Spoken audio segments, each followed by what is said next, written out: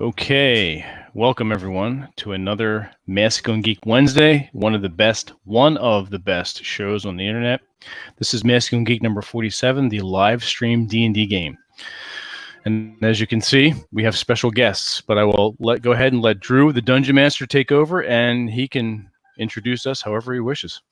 Right. Well, actually, I would like to do is have each of you introduce and describe your characters as they are coming into the scene.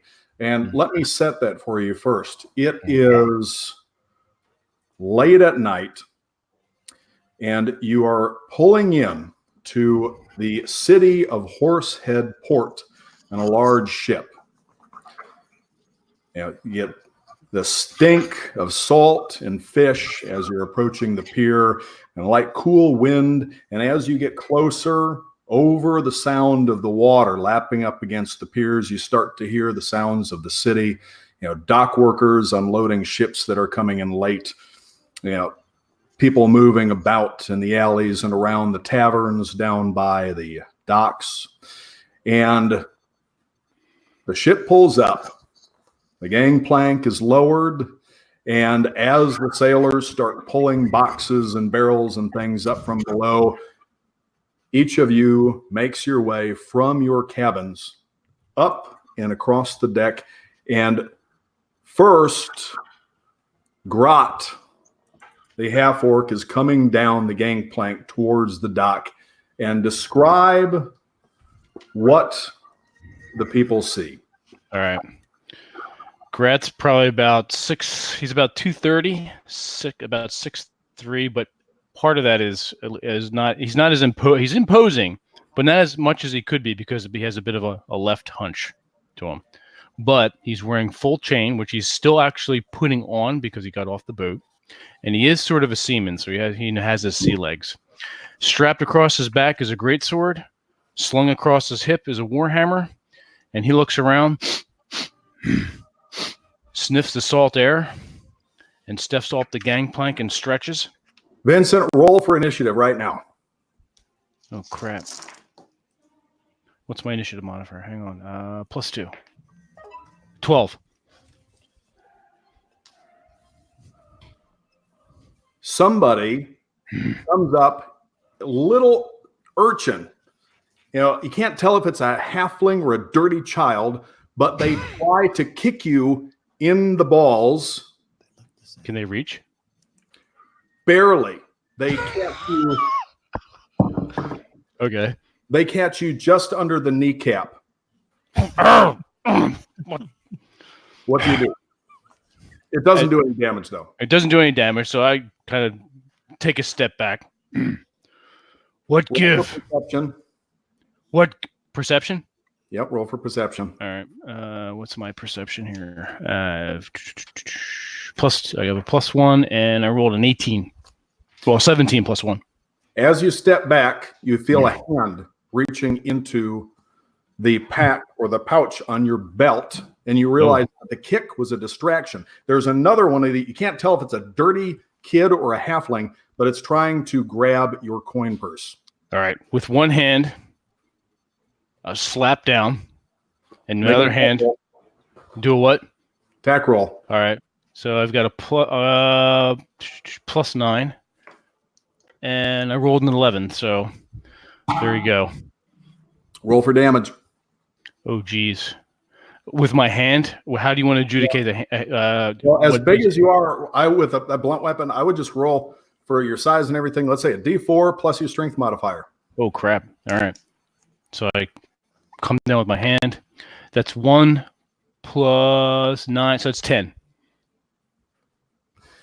As your hand comes down on top of this halfling or child's head, you feel the bones in its skull give, and there's a sort of a pop crunch, and its neck goes to the side, and it falls off the side of the pier into the water, and the other one takes off running through the crowds. So sorry about that. Already making friends. So the other he looks at his hand around, just kind of ignore this. So apparently it's not completely out of the norm for this part of town.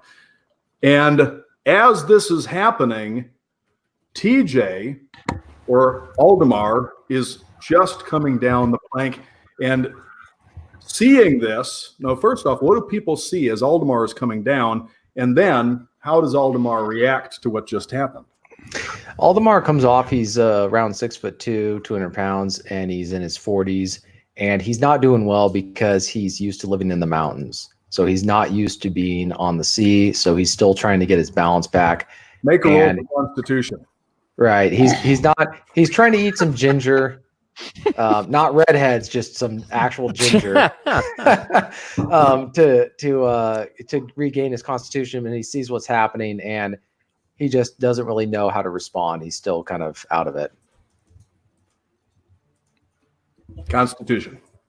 Yeah. So he's still trying to regain his. All right. So you're gonna TJ. You're gonna roll. You're gonna roll 20 and tell me what you get. Yeah, and I've actually got all your modifiers on a sheet right up here, ready to. So which one is that? Your Constitution. That's the third one down on the left hand side of the sheet. You'll see it says Constitution. Oh, Constitution. And then in the little round oval is a modifier, like let's say a plus whatever. One. Okay, +1. Okay. So you roll your 20-sider and add the +1. 20-sider. Okay. So it is a 16. So it's 17. Okay. So your stomach begins to lurch as you are stepping down the gangplank, and you begin to wobble a little bit, but you manage to settle yourself and continue without vomiting or slipping. It's got to be that ginger. And then Silric is coming off of the boat, and okay, what do people see as Silric steps off the boat onto the gangplank, coming down into this crowd of workers on the dock unloading these late ships? Okay. Silric is about 5 foot. He's tall for an elf. I'm playing an elf today. Silric is looks like a die. A bit. Yeah. Oh, sorry. Silric is a bit. I'm sorry, guys. I'm trying to work this out. So I got 2 cameras, so you can see actually my die rolls here. Silric is about 5'10", so he's a little bit tall for an elf. He is very pale.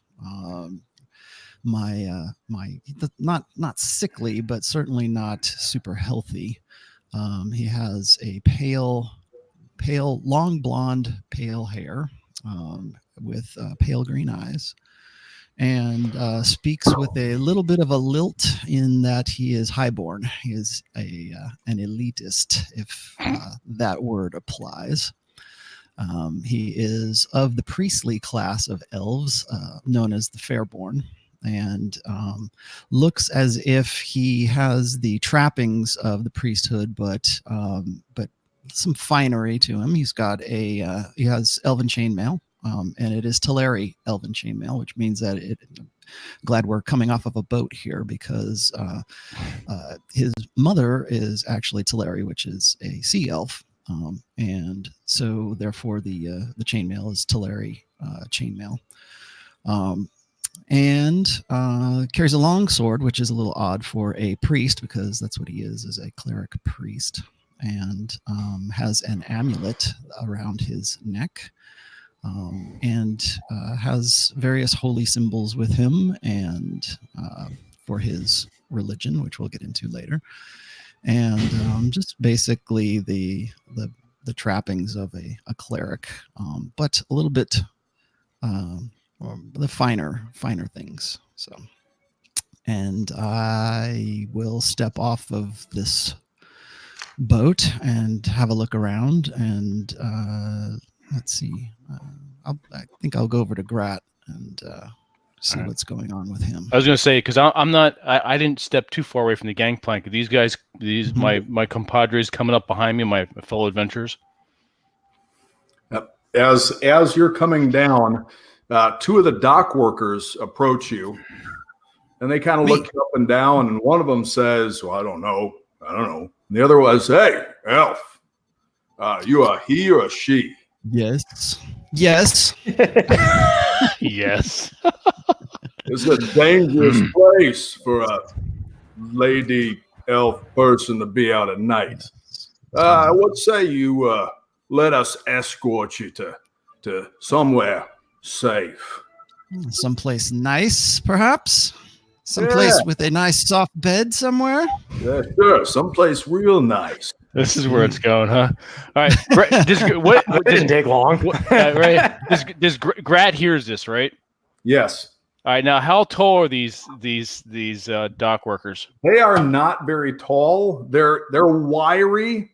They look like they're rough characters. They're used to pretty tough living.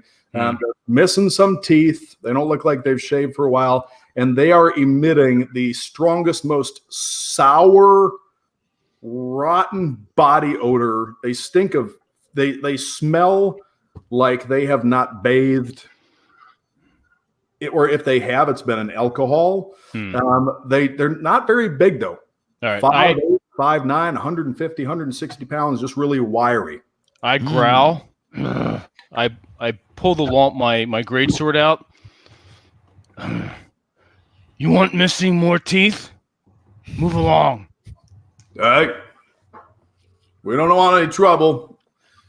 Yeah, but if you get bored with You're us, still talking. Move along. roll for intimidation. Oh, I'm good at that. A +2. Only a 7. So they back away slowly, but you can see them whispering to each other, and they're keeping their eye on you. Can I reach for my longbow? You could. So I'm slowly reaching for my longbow. I so want to get involved in this. Bring it on. They have no idea that you're doing anything. Nobody sees you reaching for it or seems to be reacting. As all of this is happening, Sled is coming to the edge of the gangplank and starting to walk down. What does everybody see, and how does Sled react to what's happening? Well, Sled immediately looks at he can already assess the situation, what's going on. He's kind of like there's already a delay on getting off this boat. So Sled just steps back off the plank because it's, you could fall in the water. There's a traffic jam. And what he looks like, as he's taking in this scene unfolding before him, he's a smaller fellow, svelte. He's only 148 pounds. He's not 5'9" even. He's only 5'8". But he's very at home. He has a supreme look of confidence on his face. He's dressed darkly, leather armor, but also has dark blue, gray, and black clothing underneath. You probably wouldn't even notice he's there if you weren't standing on top of the plank. Make a roll for perception. Perception. Where is my perception? Wisdom, charisma. What happened to perception? Get your glasses. Your perception. There we go. Here we go with your wisdom in this case. So you have a plus. It says 4 plus 3 on my perception. Yeah. So I add that to my roll. Well, you're gonna roll a 20 side and add your right, perception. I got 15 plus 7 would be 22. Yeah. There you go. So now Sled, being a roguish type, can read the situation on the dock better than most.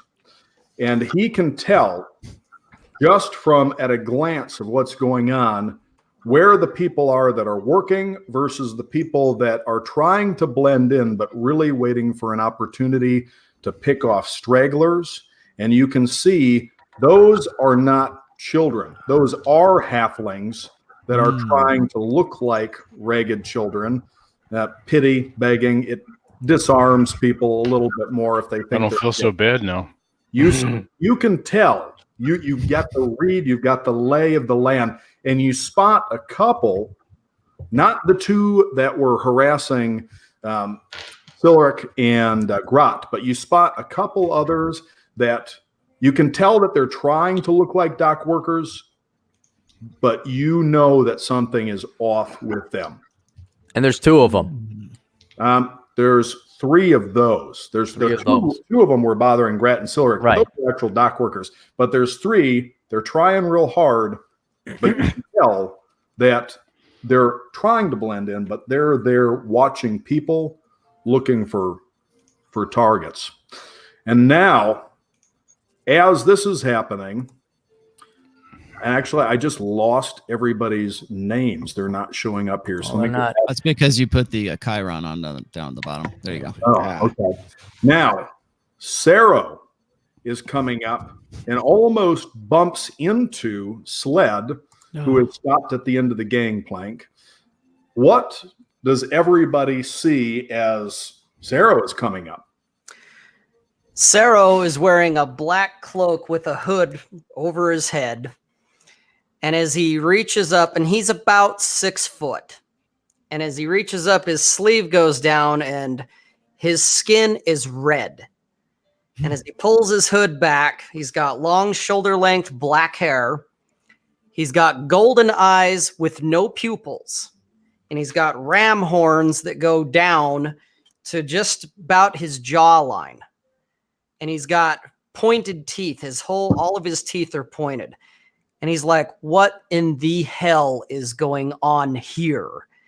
And from underneath his cloak comes out about a 4-foot tail, also red. Because he would be tiefling. Yeah. Anybody watching that doesn't know what the hell that is, just Google. Look it up. Yeah. And we'll see. Look That up.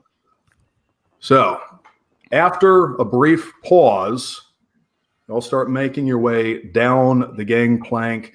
And as you're weaving in and out through the people, again, Sled, you notice that the three that stood out before are starting to, they're not following yet, but they are following your group with their eyes. And they seem to be paying particular attention to Silric and Sarah and whispering to each other.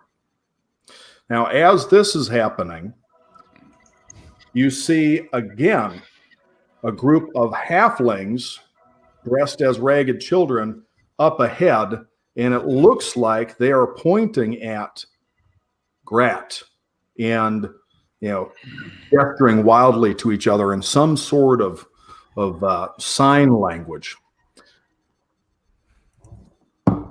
Do some rolls.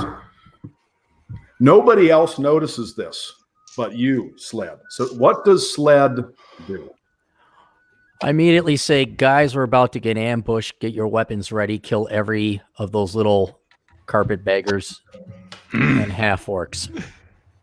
And I'm already arming my short bow. Sorry, I'm going for my longbow and arming it. Grat kind of figured with his fighter sense, so he has his two-handed sword, his great sword in his hands, and he's hunkered down, ready to fight. Okay, fight. You can see them gradually pulling back and going into different alleys and hiding in some of the nooks. And as you go up a little bit further, you come to a large kind of tavern that is built on posts right off of the side of this dock.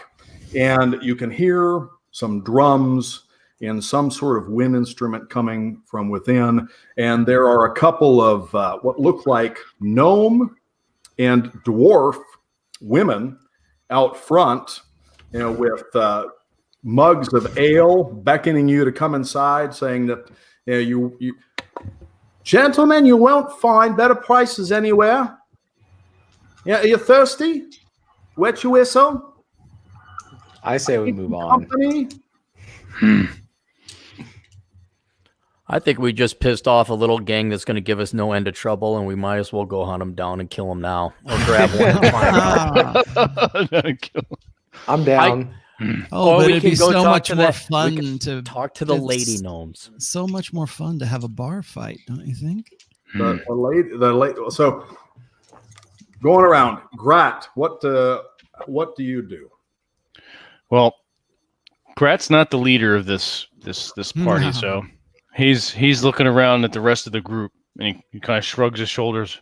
He still has his sword in his hands. He's not letting it go because he knows this is a bit of a rough situation. But what do? Aldemar. I say we should go around. Sled, what do? I say we go grab one of those halflings and make them talk. Grat crush? Crush? No, not crush, but capture, hold on, then crush. Makes sense. Because what's going to happen, guys, we're going to go in that bar. We're going to do something. We're going to come out. We're going to have to deal with them now or deal with them later. I'd rather be on our terms. Not if we avoid them. All right. How many of them are there? Take a head count. You Six, saw, was it? yeah, about 5 or 6 is what you saw. And they're humans. They look humans, except for the halflings. Well, I'm going to let Sled tell you because he could tell. They look like children to almost everybody else, but he noticed some things that give it away. Guys, Sled, how many of these children are there? there's not children. They're halflings. And they're organized because Grat killed one of their guys, and now they immediately grabbed others, and they started talking and doing the little hand signals. Grat They're no, also won't being feel bad. marked as easy marks by 2 others that were sitting over off to the side on the dock. They're not going to go away. This is the best use of our time, but if you guys want to get drunk and inebriated and have a little bit more difficulty when we come out dealing with it, or we can maybe pay for our drinks by taking whatever pittance of money they have. And maybe even send a message if it happens to be a larger group of halflings or some kind of gang. Why don't we try and go around? How close are they to me right now? They are. Can I There's look a around? building that's right next to you, which is this big tavern. It's got a sign across the front that says the Scaled Hag, and it's a good size building. Probably goes down for about 50, 60 feet. And then there's an alley, and then there are a couple warehouses that people are moving things into, and you are at the side of what is not quite a cliff, but there are almost kind of steps carved in with different levels going up to where the main city is up at the top of this cliff. It's kind of you're on the edge of a huge bay that you just sailed down across of, and this is the largest port town here. It's a pretty good sized city up above, but you're in the rougher area down low by the docks. And again, there's they are moving in and around. You saw them go, a couple of them in the alley off to the right, just past the Scaled Hag, and then a couple others looked like they went into one of the warehouses. Do we really want to go into the Scaled Hag? Can we go and look at the rest of the city? I agree. I'm sure this place is. What's the name of the city? Do we know? Horsehead Port. Horsehead Port. Well, with a lovely name like Horsehead Port, surely there's a better place than the Scaled Hag to. Well, Silric, I want to deprive you of your tourism. Well, why don't you lead the way? We'll just follow you. All right. Grat will come up alongside and act as a bodyguard. I'll follow the rear. I was going to come, but if Aldemar wishes to, just to be on the safe side, I'll prep a charm person spell. All right. Since that's verbal, so I can do that. I'll switch out my bow for my sword. I've sheathed the great sword, but I still have a hand on it. When you get to the end of this particular pier, past the warehouses, it goes off. Down to the right, it gets a little darker. Looks like little ways down there are some smaller piers with a few smaller ships, and another tavern down that way. And then if you go off to the left, it goes up towards a road, kind of a switchback that comes up towards the city with some smaller, fishmongers and people selling various. Well, the shops are closed now because it's late at night, but you can see shops and smaller hovels and things up and down the switchback road that goes up to where the city is above. Let's check out the city while it's not crowded. Yeah. Sound good. Let's move into the city proper. Or let's find let's see where civilization is. So as you make your way up this road, the crowds start to thin out a little bit. It's even at this hour of the night, which is I'd say maybe like 11, 12. It's still pretty busy at the docks with people going and drinking and the ships coming in. But getting closer to the city, on the outer edge, there's some houses with some smaller plots for vegetables and things all around a wall. And as you come up the road, it goes from being kind of rougher dirt and loose stone to being a better paved road. And you see there's a large gate with 2 towers next to it. And the guard approaching, the gates are open, but they say, so, you, with the horns. Yes. State your business. We're just simply here observing and traveling. Oh, come on, lie to him. Is there a problem? I inject and say I'm heading back to the mountains. Not yet. Drew, Wait. what do we know? What do we know about this place? Should we do like a? You What do we know know that- about the Horsehead?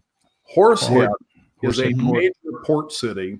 It's it is one of the areas where a lot of traffic are coming in and out from other port cities and from across the sea, and kind of a commerce, like major intersection for commerce. It has a little bit of a rougher reputation, and they don't take kindly to some non-human races. And it also has a reputation for being a city where people disappear, or persons, whatever they are, disappear. And that if you want to disappear on purpose, it's a good place to go to become someone else, as well as to get your hands on clandestine, some black market magical items, things that are generally frowned upon. If you're looking for it, you can find it in Horsehead Port. Or sometimes, if you're looking to not be found, you can do that in Horsehead Port. Sounds like a place, Mr. Sled. So Master Sled. one of the guard comes up and is not real big, but he's very not tall, but very broad. He's got plain leather armor, and you can tell the guards are not very well equipped. The town doesn't exactly keep them outfitted in shining armor, and they've got their hands on their swords. And they say, last time we had one of you through here burned down the inn. No, you're not going to cause any trouble. I'm not going to cause any trouble unless trouble starts at first. Well, we need some assurance. How about you hand over 50 gold pieces or so, and we'll hold on to it for you. And if you don't get in any trouble, you can have it back when you leave. Right. I don't think so. How about you have my assurance that he's not going to cause any trouble because we're actually just looking for work? Clever. Work. Yeah, I inject and say we don't have any money. That's why we're here. No, And hungry men can't really start much of a ruckus. We just need a place to sleep and eat. Well, that's going to be kind of tough if you don't have any money. Well, we're not paupers either, but we can't part with 50 gold pieces. I'll tell you pop what. that. Can I pop? I'm going to pop that charm person spell on this guy. Okay. Nice. Great kill. I guess I need to roll, don't I? Yeah. Well, I think with the charm person, they need to roll. Oh, they got to roll. Yeah, They that's make right. a saving throw against it. Yeah. And I got a 1. So that's so basic. So Wait. Hold on. Sarah, Yes. be a dear and give me 50 copper pieces, if you would. You're gonna make it look course. like Here you go. Okay. I'll say, here's your gold, good man. Oh, well, Put- thank you, my lady. You're welcome. I see how You're this is not gonna gonna live go. that This one whole down now. fucking game. Yeah, you're not gonna live that one down. Look at Woo! that. I'm going to be done in another couple of hours. Wow. Well, now you have some money to spend on me later. I'll spend all of this on you, keeping me company. Grat's just chuckling now. I'll be back in a few hours then. Sled is I'll just be right shaking his here. head and wondering how he got into this with this group of Grat's sick now. And if I'm about anybody ready to gives you vomit. any trouble, you come back and you let me know, and we'll handle them for you. Hmm. Oh, Grat's sick. and watch out for the little fucking urchins. They Hmm. ain't. They'll pick your pockets and worse. Oh, I killed one earlier. Sorry. Sorry. Ha! Sorry. Oh, Fuck. okay. Fuck. Sorry. Thank you. Go back down there and kill the rest of the little motherfuckers. You'll save me some of my work. I'll do it for 50 gold. Tell you what, You got work? I will give you a gold piece for every one of those little bastards that you bring back up to me. Heads, ears, whole body. You know what? Bring the feet. Feet. Because I'm gonna tell you something. I'm gonna tell you something. Now the kids around, well, some of the kids are were-rats. Where rats? Don't let the kids bite you. What that? What that? But the ones down by the docks, they're not kids. They're fucking halflings. And if you look at their feet, they got the hairy feet, the huge hairy feet. So if you cut off a foot and bring it back up, I'll know. But right feet. Right. Because I know a left foot from a right foot. You can't bring me 2 feet and say you killed 2 of them. But bring me the right feet. And I'll give you a gold piece for every right foot you bring How me. much for a baby whale?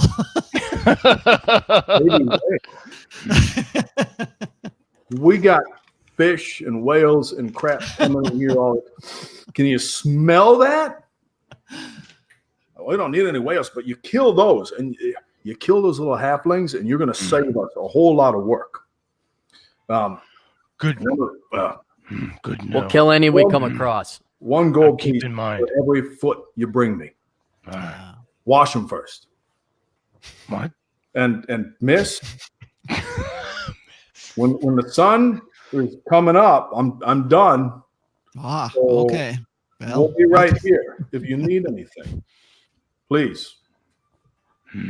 I mumble under my breath. Well, we're never going to be short on money in this group. And we're keeping our eyes on you, Hornhead. Don't burn shit down in my city. Don't give me a reason to burn it. all right. Shall we pass by this good? So as you go through this gate, and the other guard is just kind of sitting back there, kind of just watching the guy like, whatever.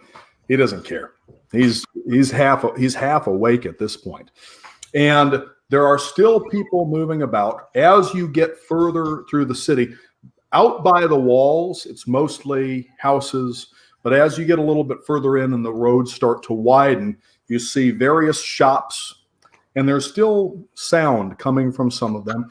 And the first inn that you pass, you see a sign out front, and actually it's a large oar, and the entire end of it is painted red, and it just says the Bloody Oar. So much better than the screaming hag or whatever. Scaled hag. Scaled egg. That says the bloody orc. Or. Yes, the Bloody Oar. Oar. Oh, Same yeah. thing. You guys want to rest your feet a bit? Yeah. I'm That sounds tired. good. All right, we'll go into the bloody oar. Food. So as you go through the front of the building, it's a large, stone building. Most of them that are down by the pier are more wood construction, But as you're getting further into the city, you get more stone construction with wood frame. And as you go in, it's relatively dimly lit. There's a smell of smoke and still a very almost overpowering smell of fish. And it seems stronger here than down below. And as you enter, you see why. In the middle, there is a raised, like wooden wall. And it's forming a circle, maybe about 15 feet around, full of water. And you see a bunch of mermaids swimming around topless, Real making mermaids. out as patrons sitting around the edge, drinking and tossing coins into the pool at them. Mm. And off to the side, there's some tables on your right, a little bit more tables on your left. And as you pass around, or if you look around on the far end, there is a long bar and several more people sitting backs to the bar, cheering on the mermaids and tossing coins and other things into this pool in the middle. Grat nudges Silric. You touch This more like it. Titties. Things that entertain you. Massive mermaid titties. Easy. Floating Easy around. champagne. Of the patrons, how many are human and demi-human? Like, what's the It What's the looks mix like here? most of them are human, but you see a few dwarfs by the bar, as well as there are a couple of halflings that are at a table in a far corner. But these don't look like the ones from down below. These look like they're merchants. They're a little bit better dressed. And a couple that look like sailors sitting around, but mostly humans. And behind the bar, there guy looks like he is just ancient and weathered. Yeah, the guy's skin looks like leather that has been left out to bake for years. And he kind of looks up and he sees you coming in, and he just kind of waves you over and says, "Bar's back here." Grat's gonna go walk over. He's thirsty. Sarah's gonna go with him.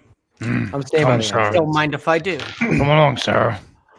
I'll be last in line after everybody goes before me. Right, I'll follow along. Come along, Slurk. Aldemar, eat and drink. I say this is not our place. And the old guy walks up and he sees Grat. He says, "Well, you look hungry.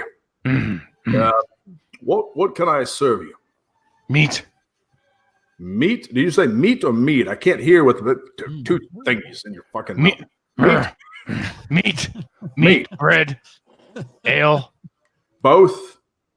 At same time, yes. I've got you. And your friends?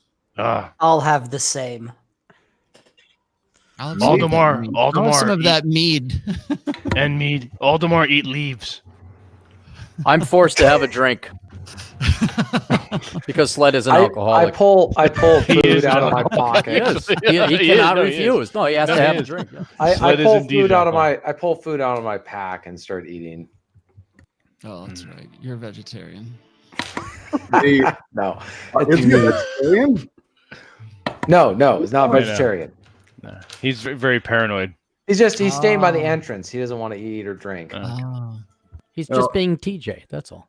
He looks and the bartender looks over to Grat and says, is food not good enough for him? Him not right in head. No, kidding. I joke. He's guarding. Guarding. Hey, Not Yellow, he don't guarding, eat meat. guarding. He's a gardener. Whatever. Yes, Yes. the gardener. Beer Yes. is vegan. Yes. Have some. Is that some kind of a euphemism for No, he's a guard. like He'd an be guard. elf or something? You funny guy.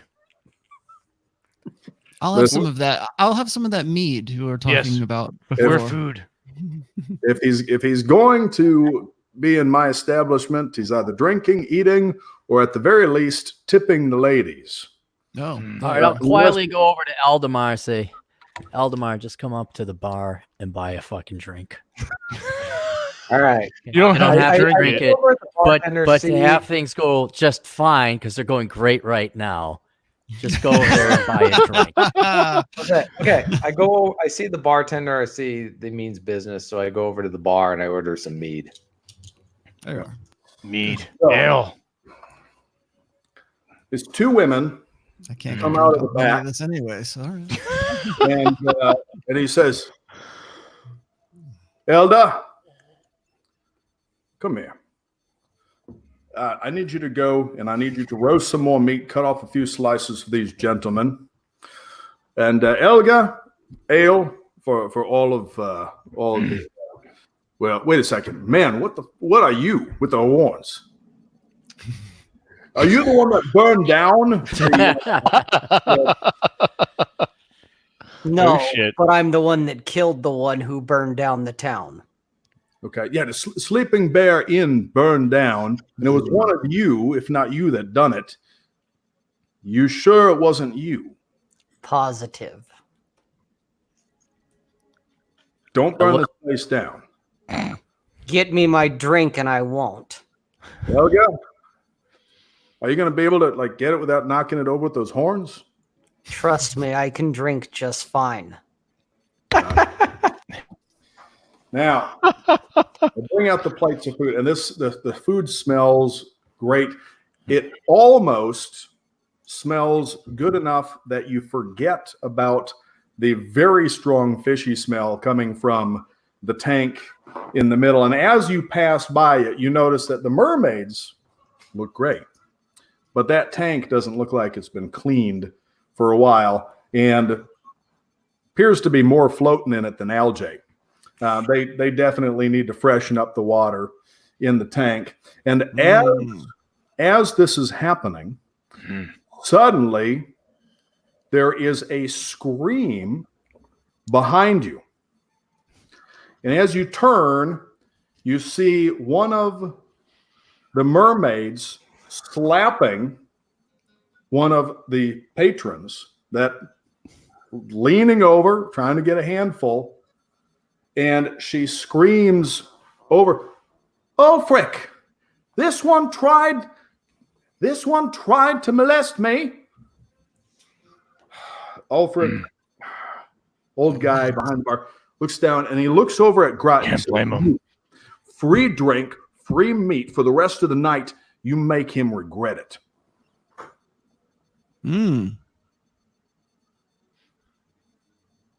A moral conundrum.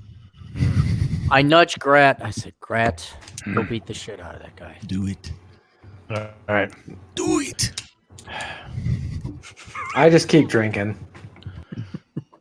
I also keep a keen eye out for any easy marks if an opportunity presents itself. Yeah, as I'm reaching I'm gonna for go my with dagger. Grat. All right. The halfling business people in the corner, you think they look like they would be easy marks. They're getting a little bit wobbly. They're dressed well enough that it indicates that they're merchant class, probably.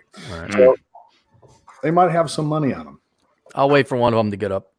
So as Grat and Sarah are walking over to the tank in the center, the mermaids kind of swim back towards the middle. It's a pretty broad tank. It's maybe about 15, 20 something feet across. They got plenty of room to swim around. And the guy said, What?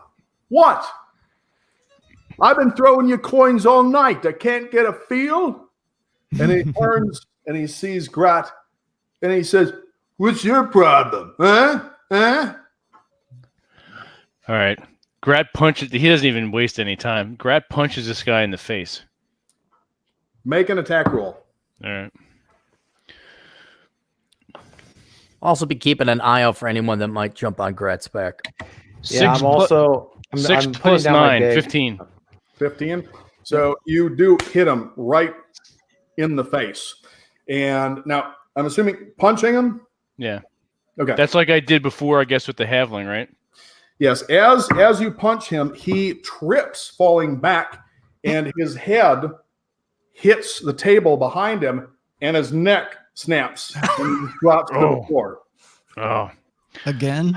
You don't even need a Oops. sword, Grat. yeah. And his This friend, trend. or the other guy next to him, sees this. The mermaids scream, and the bartender laughs, and the other guy tries to stab you, and you feel this knife just glance off because you were stepping away towards this guy as the other guy just grazed you with this dagger. So now there's a guy standing behind you that just lunged and missed, and he's off balance. And Saro sees this because you were right up behind him. So Saro does what? Pulls his Saro, own dagger. Before Saro does anything, I say to Saro in Infernal, so only he gets this. I say, you do know these people don't like you, right? We're clear on that, yes? I'm aware. Proceed. Proceed. Pull a dagger. I'm nailing this guy. I gotta back up my buddy here. So I'm like, ugh. So, well, you knocked the guy, then the other guy attacked and missed you. So now, what specifically does Saro do? Pulls a dagger and goes to stab the guy that tried to stab Grat. Make an attack roll. You're within a few feet, so the distance is very close. Natural 20. Oh, crit. Nice. Do you want to see it? I can show it to you. No, I don't need to see it, but I'm going to let you call your shot. Where exactly do you stab him? Yeah, act that one out, dude. That's Right awesome. straight in the chest. Right straight in the chest. Okay. So as this guy lunges and he steps past, because Grat was stepping forward, so his timing was off, and he lunged. He overextended I kind of did, himself. yeah. You very slyly just come up around, and you almost can't see it happening because you've got you mentioned earlier the sleeves. Mm-hmm. The blade comes up from under the sleeve and just into his chest, right between the third and fourth ribs, and you just turn as you're pulling it out. So it slices across. Well, I don't need to go on. Slices across the coronary arteries. Basically, you put it right where it needs to be. And you pull it back, and all everybody else sees is just you touching his chest and then pushing him from behind, and then he falls flat on his face, and he starts trying to get up and trying to scream, but instead of an actual scream, all you hear is and blood, bubbling blood is coming out of his mouth across the floor. And now the mermaids are at the edge of the tank, leaning over, jugs, dripping all over the floor, and screaming at these guys. That's what you get. That's what you get, you cheap bastards, in your cheap copper. Give us some gold, and this wouldn't happen to you, you cheap bastards. And go out. They're just screaming at these guys like that you had this coming. And some of cracking my knuckles are starting to get up, and the bartender says, wait. They started it. Not a word from any of you, or you don't get served when you come back here. Understood? Sit your asses back down, tip the ladies, have another drink. Hilda, clean that up. Grat's just kicking at the one that he punched in the face and killed. As they're dragging across the bodies, I will pick those bodies up for money. I just keep drinking. That's what my character does. I just keep drinking. Hold on. Before you take those bodies, I want you to empty their pockets and their coin purses into the pool. It's the least you can do for the ladies for the trouble. Sled. I get up in a little bit, and I just sit back down, keeping my eye on the merchants. And the bartender then says, We've got a couple barrels, some empty ones out back. I can throw in some coin if you can stuff them in there for me, please. I go along with it just to expedite things. I say, okay, fine. So I haul the bodies out. I throw them in the thing, and then I come back. And Grat shakes Sarah's hand. You're welcome. And I toss the money into Good man. the mermaid pool as I'm supposed to, and I say, well, if you didn't major in the liberal arts, you might have a better job. Tits. So they are now splashing and rolling around and just kind of frolicking in this pretty actually dirty pool. I mean, there's just crap floating on the cover. But when you look in, you can see the bottom of this thing. There's a bunch. I mean, there's a lot of coins down there. But Wow. more copper than anything else. You can tell that people are being a little bit cheap. There's some other things. There are shoes in there. There's some what looks like coin purses, rings, a bunch of stuff in the bottom of here. I'm surprised Sled didn't take a dive in and scurrying down in the bottom. He was down there. tempted until he said there was fecal matter or whatever. And Sled is hygienic. It's half water, half urine. Slime and sorts of stuff. I mean, the water is pretty gross, but the girls don't really seem that bothered by it. So maybe they're just Sounds like Seattle. so, now, as this is happening, now, are you going out back, taking the bodies to the Taking one at a time. one at a time? Okay. I thought I had already gone back, came back, but Okay. I guess not. I'm taking one body out at a time. Okay. So come back in. You're enjoying your drinks.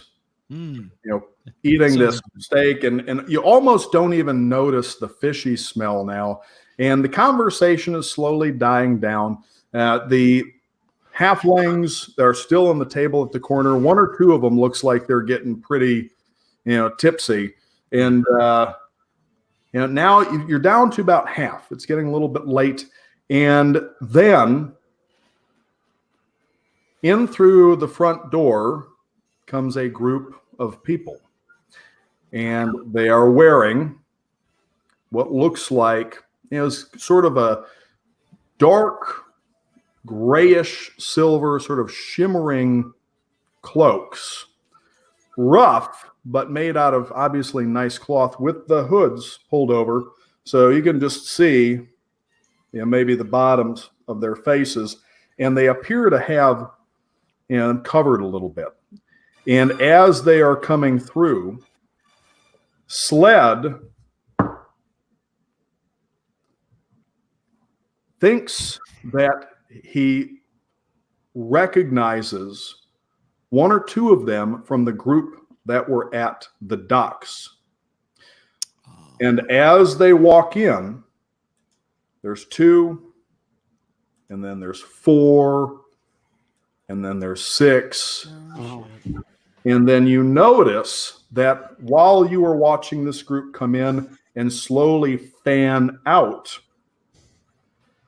a few more slipped in through the back. And as you are turning, you see one come up behind the bartender, take a knife, put it on the counter, and slam his head down into it so it goes into his throat, and then pull him back off the back of the counter. Roll for initiative. Me or all of us? Everybody, roll for initiative. Which one? Which dice is that? 9 for me. 20. It's always a D20. 20. Ah, I got 7. all right. 9 for me, Drew. I'm gonna try. I added my modifier. So I'm going to go each one by one. Grat, what did you get? 13. 13. And TJ, or 7. Ooh. Silric. Give me a second here. I'm gonna try to work this out. You roll your dice. Yeah, no, I know. I'm trying. I'm doing that. I'm doing the camera. Hang on one second. We see your dice. No, I Now know. we It's see not- you. It's that one. Here we go. We're doing the honor system now. I'm not There we gonna go. Okay, here we go. All right. See, it will work. I got 12. What with the modifier? You had your modifier? And my it's dexterity, right? Yeah. Yeah. I thought it was So initiative. So I'm at 14. No. Or What's is your it dex? is it dexterity or what is it? Dexterity modifier. Dexterity. Dexterity mod. So +2. So I'm at 14. Okay. Sled. 9. Can you guys see that? We see it. It looks like it says 12. I can't tell. Where's Saro? Right here, and it's Oh, okay. 20. Oh, nice. Okay, there we go. Oh, I only can go to doubles. Okay. that's Okay, awesome. now we're not going to do the whole battle maps thing because moving around miniatures and all that stuff would slow Yeah. things down. We can't all see it Give me anyway. some. So I'm just going to give you the lay of the land right now. In the middle of this space is about 20-foot pool with the mermaids in. And overall, it's probably about 80 feet across and about 30 feet. There's about 10 feet on either side of this pool. The bar is behind it. There's some space behind the bar with all the stuff. There is a door on either side of the bar, and one goes into the kitchen, one goes out, garbage and stuff into the back. And there's the stairs, but you guys don't know what's up there. Right now, as soon as they came in, people weren't paying attention at first, but now that the bartender is got blood gushing from his neck and dropped behind the bar, people are starting to get up, but the front door is blocked. The back door is blocked. There are windows, but they are barred. And I say, I told you guys we shouldn't have stayed. It's relatively open other than the tables and chairs. And the light is moderately, it's not superly, like bright. There's torches around the walls. There are, there's two, what do you call it? Not candelabras, but Chandeliers or whatever. not even a chandelier, just a sconce that's hanging from the ceiling over where the pool is, and then two others that have fire in them that are casting sort of even light over the place. You gotta go jump on that sled. So now the first is Saro. So Saro, you have 4 of them that are coming in from behind, and another 6 from the front. And you are. I cast mirror image, Oh, good dog. Okay. Good which job. gives me 3 duplicates of me. Awesome. That's all we need. Yeah, basically split is what I say, and just Nice. The two of the ones that are by the front split off, and they just start attacking the customers. The mermaids are screaming in the center, and they all just dive and try to get as low as they can in this pool. But the pool is only about, it comes up to about waist height, but then it is also recessed into the floor. It looks like it only goes down maybe about 5-6 feet. They don't have anywhere to go out of, down below through there. The halflings are all diving underneath the table, but who knows how much good that's going to do them. And one of these guys in the middle turns around to bar the door as 2 more of them charge directly towards you. Although now they stop and hesitate when they see Saro suddenly become 4 instead of 1. So next, Silric. What did Silric? Who is within touching distance from me? Your movement's about 30 feet. I mean, is Grat like right next to me, or where? well, I think it was. There's none of them are right next to you if you're by the bar. They're either on the other side of the bar or closer to the front on the other side of the pool. That's where they are, but I mean, like where's Grat? Grat is also right by you by the bar. I'm assuming everybody. Okay, right by me. Yeah. So Okay. but- My next quick question is, the guy that came in with the hood, does he look like a they all spellcaster? had. Oh, they all had hoods on. So, but they dark brownish and black leather armor underneath these hoods. You can see from the boots and from what was showing through the cloak. And the guys that came in the back look similar. Actually, make a check for Arcana. Arcana. Okay. Let's see. Do this again.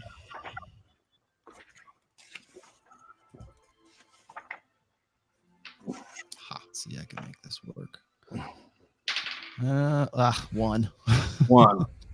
Okay. There's something vaguely familiar about them, but you can't quite place it.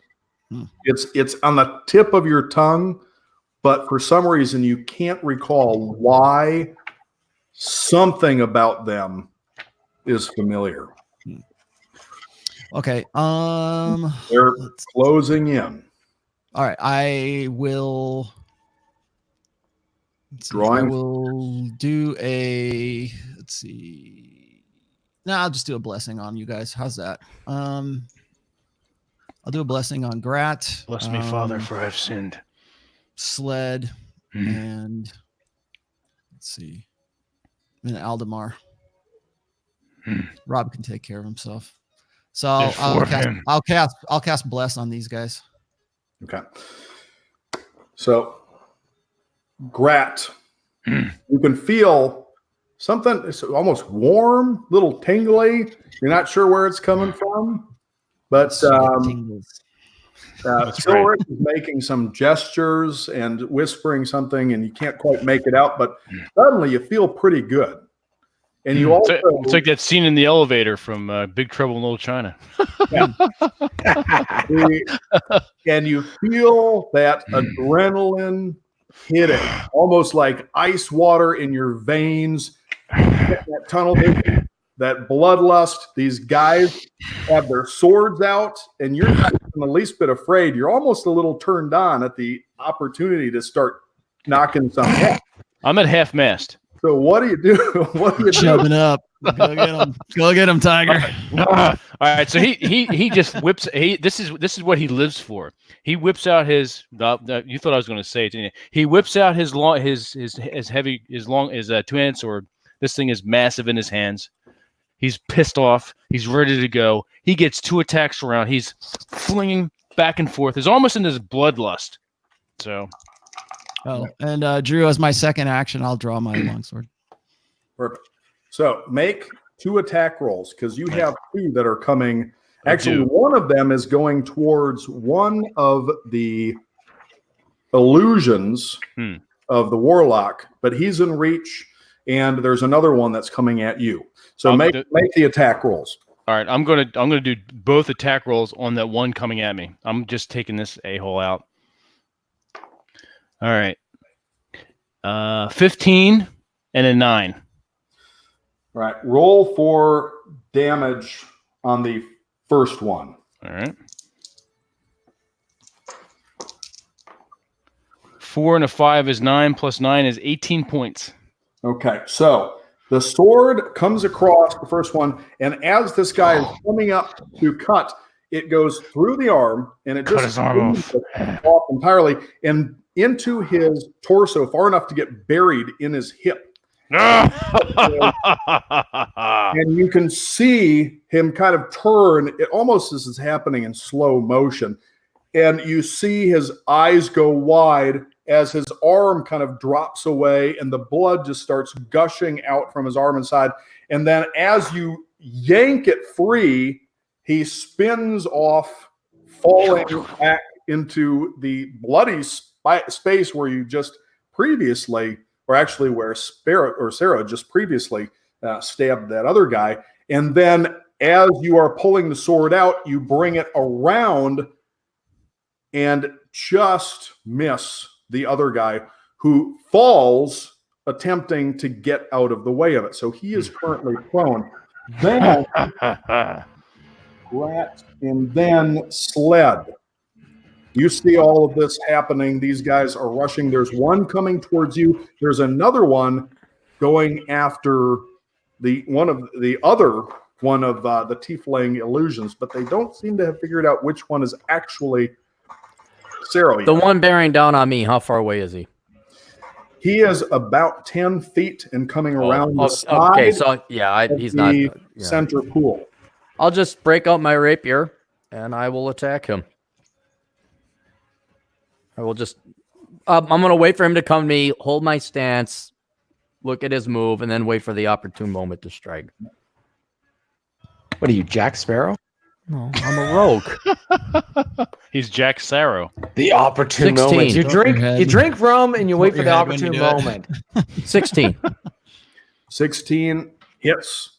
So make your My damage attack roll. roll. Yeah. 6 points. 6 points. Grat looks at you. That You it? stick him and yet, manages to pierce the leather in his armor and goes in a little ways, and you see him grimace, but then kind of pull back, and the blade comes out. There's some blood dripping down. He's readying his sword. Do you have another attack, or do you not have multiple? I do not believe I do. No, unless you guys knew. I'm pretty sure I did not. He is Sled. after. Don't, he wait, pulls don't I back, have like? bleeding have- profusely? He's stumbling. Okay, guys, do you remember? I'm looking at my old. Where would it say I have two I attacks? can actually go and take a look right now. Sled. Yeah, because there was some like I could also then position myself for the next move. I don't think it was a full other attack. I never did 2 attacks in one shot, but it was like a prepare or something like Very that. You bad. might have a bonus option to, like, if you're a rogue, bonus option to hide or something afterwards. I'm looking through right now. That's what it was. It was hide. Never mind. No, I don't have another attack. okay. Yeah, you can afterwards. I think you can hide as a bonus action. Then is Aldemar just going to kind of hang back and munch on his salad, or is I'm still drinking my mead, watching this whole thing, and be like, I told you guys we shouldn't have come here. as this is Aldemar. happening, one of the other ones actually kicks over the table that the halflings are hiding under and begins to stab them. Whoa. And you can hear them screaming. They almost sound like little pigs squealing as they're stuck. Oh It's man, really they're gonna. Oh, you're killing bread and I butter. think I get it now. Yeah. Hmm. Yeah. They're not after us. I just keep my hand on my sword. Oh, you couldn't kill time if no. I yell at Aldemar. I'm like, you can tell us more things we should have done if we get out of here alive. Imagine all the lecturing Yeah. you can do in the future if you just help us kill these people. Do you want to ready an action as a reaction? Me? in case- All right, I reach for my long. I grab a arrow from my quiver, Grat's and yelling at Aldemar. Help! and I go and I arm my bow, and I'm aiming for the nearest target. Do you want to shoot him, or are you just going to threaten him with it? I'm gonna shoot. Shoot. Roll the d20. Tell me what you get. I use strong language. Ugh. Couldn't kill time if he had to. It's a 9. It's a 9. Yep. Do you have any modifiers, or is that? That's what I'm checking right now. I'm looking at his bonus because with dexterity, he's got 18 dexterity, so that hits. So roll for damage, and for your roll a d8. It says a 7. Okay, the 7 is what you got in the d8, but you also have, if you look at your sheet, with a longbow, the attack bonus is +9, and you get 1d8 +4, so you get more on that. So that is actually would be 11. Excuse me. Okay, yeah, 11. It's a Don't worry, good hit, TJ. I will do the number stuff and figure it out here what happens. So as this guy is coming for you, you ready the arrow and just let it loose, and it strikes. Well, let's see. Let's look the light. And it strikes him sort of just below the eye in the cheek, and then goes through the back at an angle, and you see him just kind of fall, and his eyes are like moving around, but he can't seem to move his body. So he's just looking around. You can see the eyes frantically moving, but it appears that it had gone in, maybe back through his mouth and out his spine. Yeah.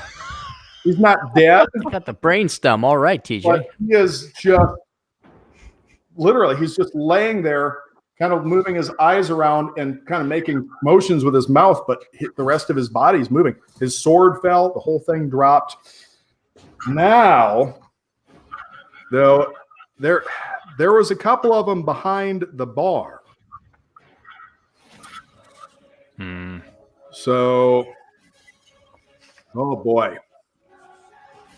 So, from behind the bar, one of them runs up and attempts to touch. Let's see. To do this. You know what? We got 5 people. Well, that's nice. Okay, so he attempts to touch Grat. Don't touch swimsuit area. There we are. Now we see what you can do. Hold on. Get my inflict wounds. Ooh. That doesn't sound good. Attack. Target takes 3D. Oh, crap. Sorry, I can't even read my own stuff here with the lights here. Ooh. That's not good. Yeah. That's not good. Not good for crap. So Good thing we have a cleric. this guy reaches over the counter and puts a hand, goes around the bar, comes over, and just puts his hand on the back of Brett. And you feel, kind of, at first, almost like a wave of sickness and lethargy, and then this sort of pain shooting through your shoulder and arm. What fuck? 14 points. What fuck? Ugh. Necrotic. Right, chronic. Oh shit! All Not right, well, necrotic. necrotic. Okay, it's like, that's got my really not spell good. cards out for these guys. All right, cool. Well, I have 50, so there you go. I'm still standing, but I'm not feeling too good. Ugh. The next one also seems to think that you are the person to attack because he comes around the counter or around the side of the bar, swings, and just misses with the scimitar. So completely misses. While this is happening, one of them in the back is dragging one of the younger women that were serving before out and just starts stabbing her with this sword. And the other girl tries to run and go across the bar. She's scrambling over it when last one behind her grabs her by the back of the leg. And as you see her trying to get over the bar, he grabs her. So she flops down, skirt flies up. You can see all the way up the back of her leg, this black spreading through her veins and out across her leg as he's That's what he did to you. He is screaming, and then he lets go, and she just falls over the other side of the bar. And then there's one more that comes at, and let's see if he actually figures out which one is or isn't Sero. One of them jumps across the bar and reaches out and attempts and does, place his hand right on your chest, on Sero's chest. At the same time, he's beginning to draw his sword and 25. Sorry, 25 points of necrotic damage. Damn.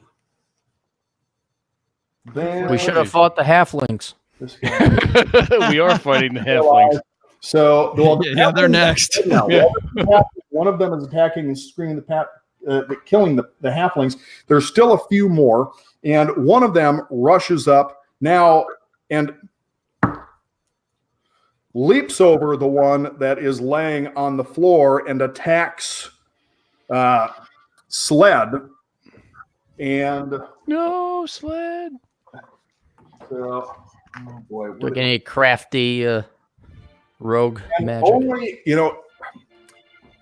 he doesn't quite land right, because when he does land, he gets within range, but just kind of is off balance, and he just manages to cut you across your thigh, drawing a little bit of blood. 2 points, but he really screws it up. And next one, though, comes across, and this is coming from the other side, behind and touches Sero, or no, not this guy. Sorry, cuts Sero, doing 7 points of damage. You feel this blade just open up across the back of your shoulder, and it stings. I mean, it gets you pretty good. It's a relatively deep cut. And let's see, who do they go after? And Aldmer again. Another one, the one that was stabbing the halflings, is now rushing Aldmer. And Aldemar. Okay, let me double check. I've got all of your ACs listed here. And hits. Oof. But only does a little bit of damage. You feel as he's coming, he just a kind of a rush and a real quick lunge, and he just opens up your bicep a little bit. So there's a cut across there, and it stings and it's bleeding, but it's not really bad. Then Sero. This guy is right in front of you, hand on your chest and hand on your chest and drawing his sword. The other guy just cut you from behind. What do you do? Cast Arms of Hadar.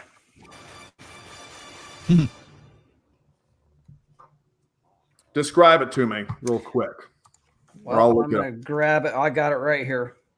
Let me pull it up real fast for you. Because this one looks more like it's a radius type of thing from what I'm seeing. Got it. Ooh. Yeah, batter all creatures within 10 feet of you. All. Okay. Yep. Anything within a 10-foot radius is Thanks, getting hammered Sorrow. by this. Yeah, thanks for killing us. Okay, well, wait. Let me do some so Tendrils of dark energy erupt from you and batter all creatures within 10 feet of you. Each God creature in damn that it. area must make a strength saving throw. On a failed I'm good. throw, a target takes 2d6 necrotic damage and can't take reactions until its next turn.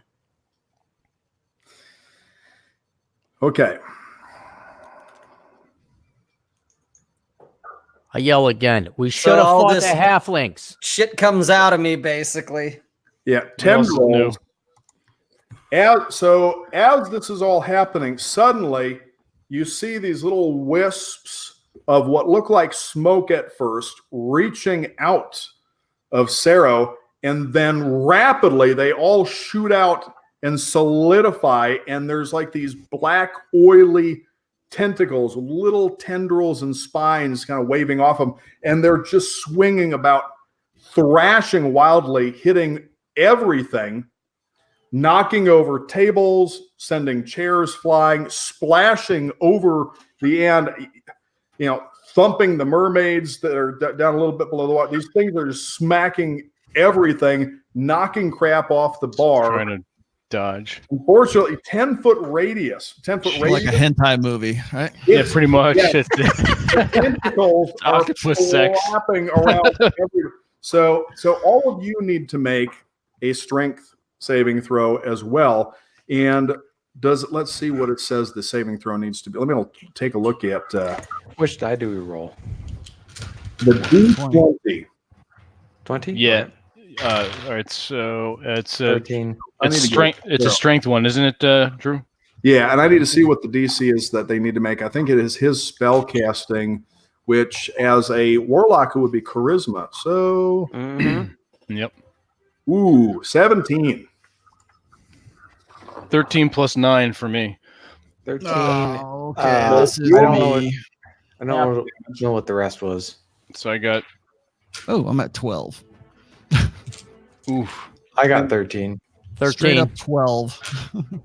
Ooh. My strength is 10. I rolled a 12. I like Rolo how you show us your die because you'll lose your entire online empire. Like, oh, Rolo cheated at rolling. Gotta in see dice. it. Yeah, that's right. Right, He was you on his son of way a up and bitches. up, and then he cheated at Dungeons Can't and be a Dragons. proper I cult was the leader on this. rational male. Woo! I got 22 total. Sure, he got a Okay. natural 20. huh? Rob, Scandal in the red Roll Always pill. lying. D6 twice and tell me what that number is. Please roll two. D6 twice. Please roll 2 1s. 6 and 5. So 11. I hate you, Rob. At least I made it. Okay, Rob so kills the party. here's what happens. Which one of you got 17 or higher? I did. Okay.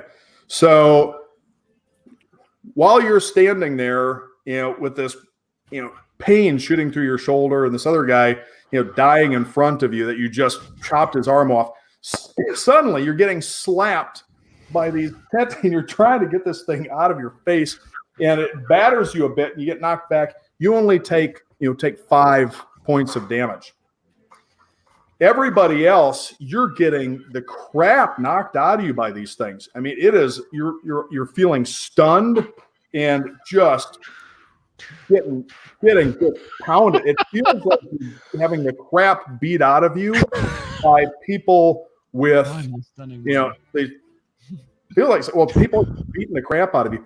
With 11 rubber points hoses. of damage for everybody else.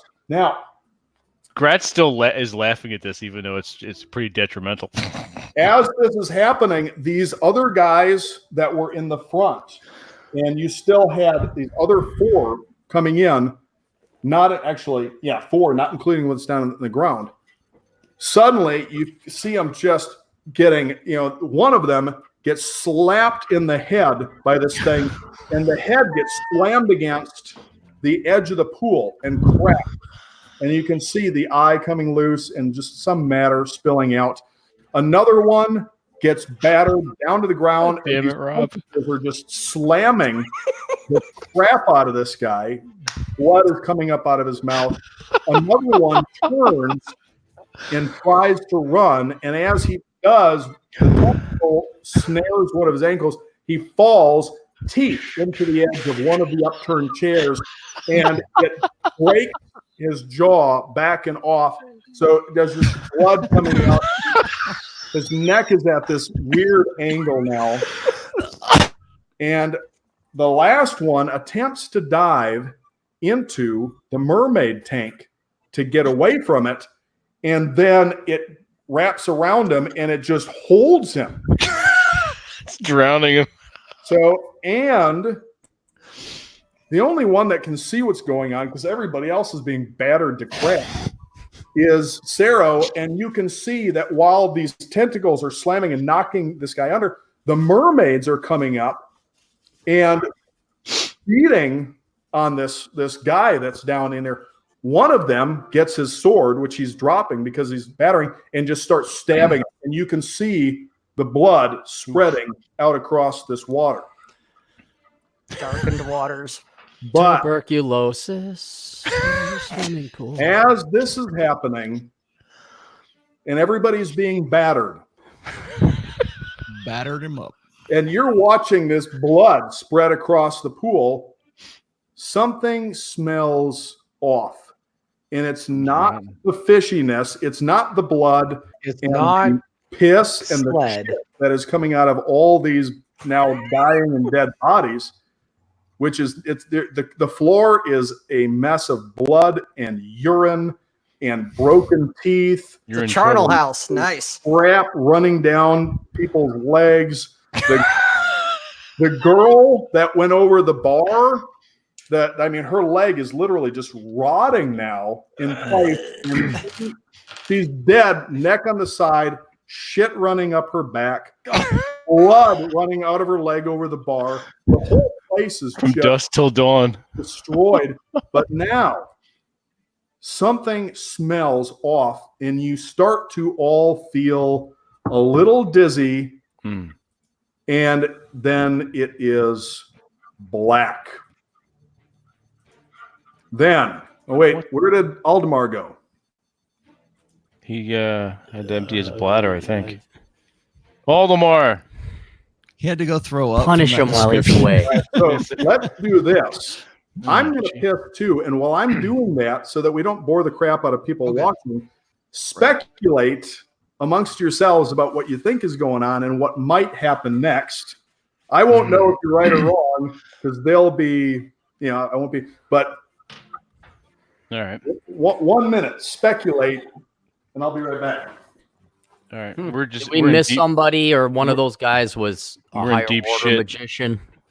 Well, what? Well, Bleak clearly spell. there is some something- sort of magic user here. There's 'cause they're something going on behind the scenes. There's here. wizardry. He's casting cause wounds on you guys so far.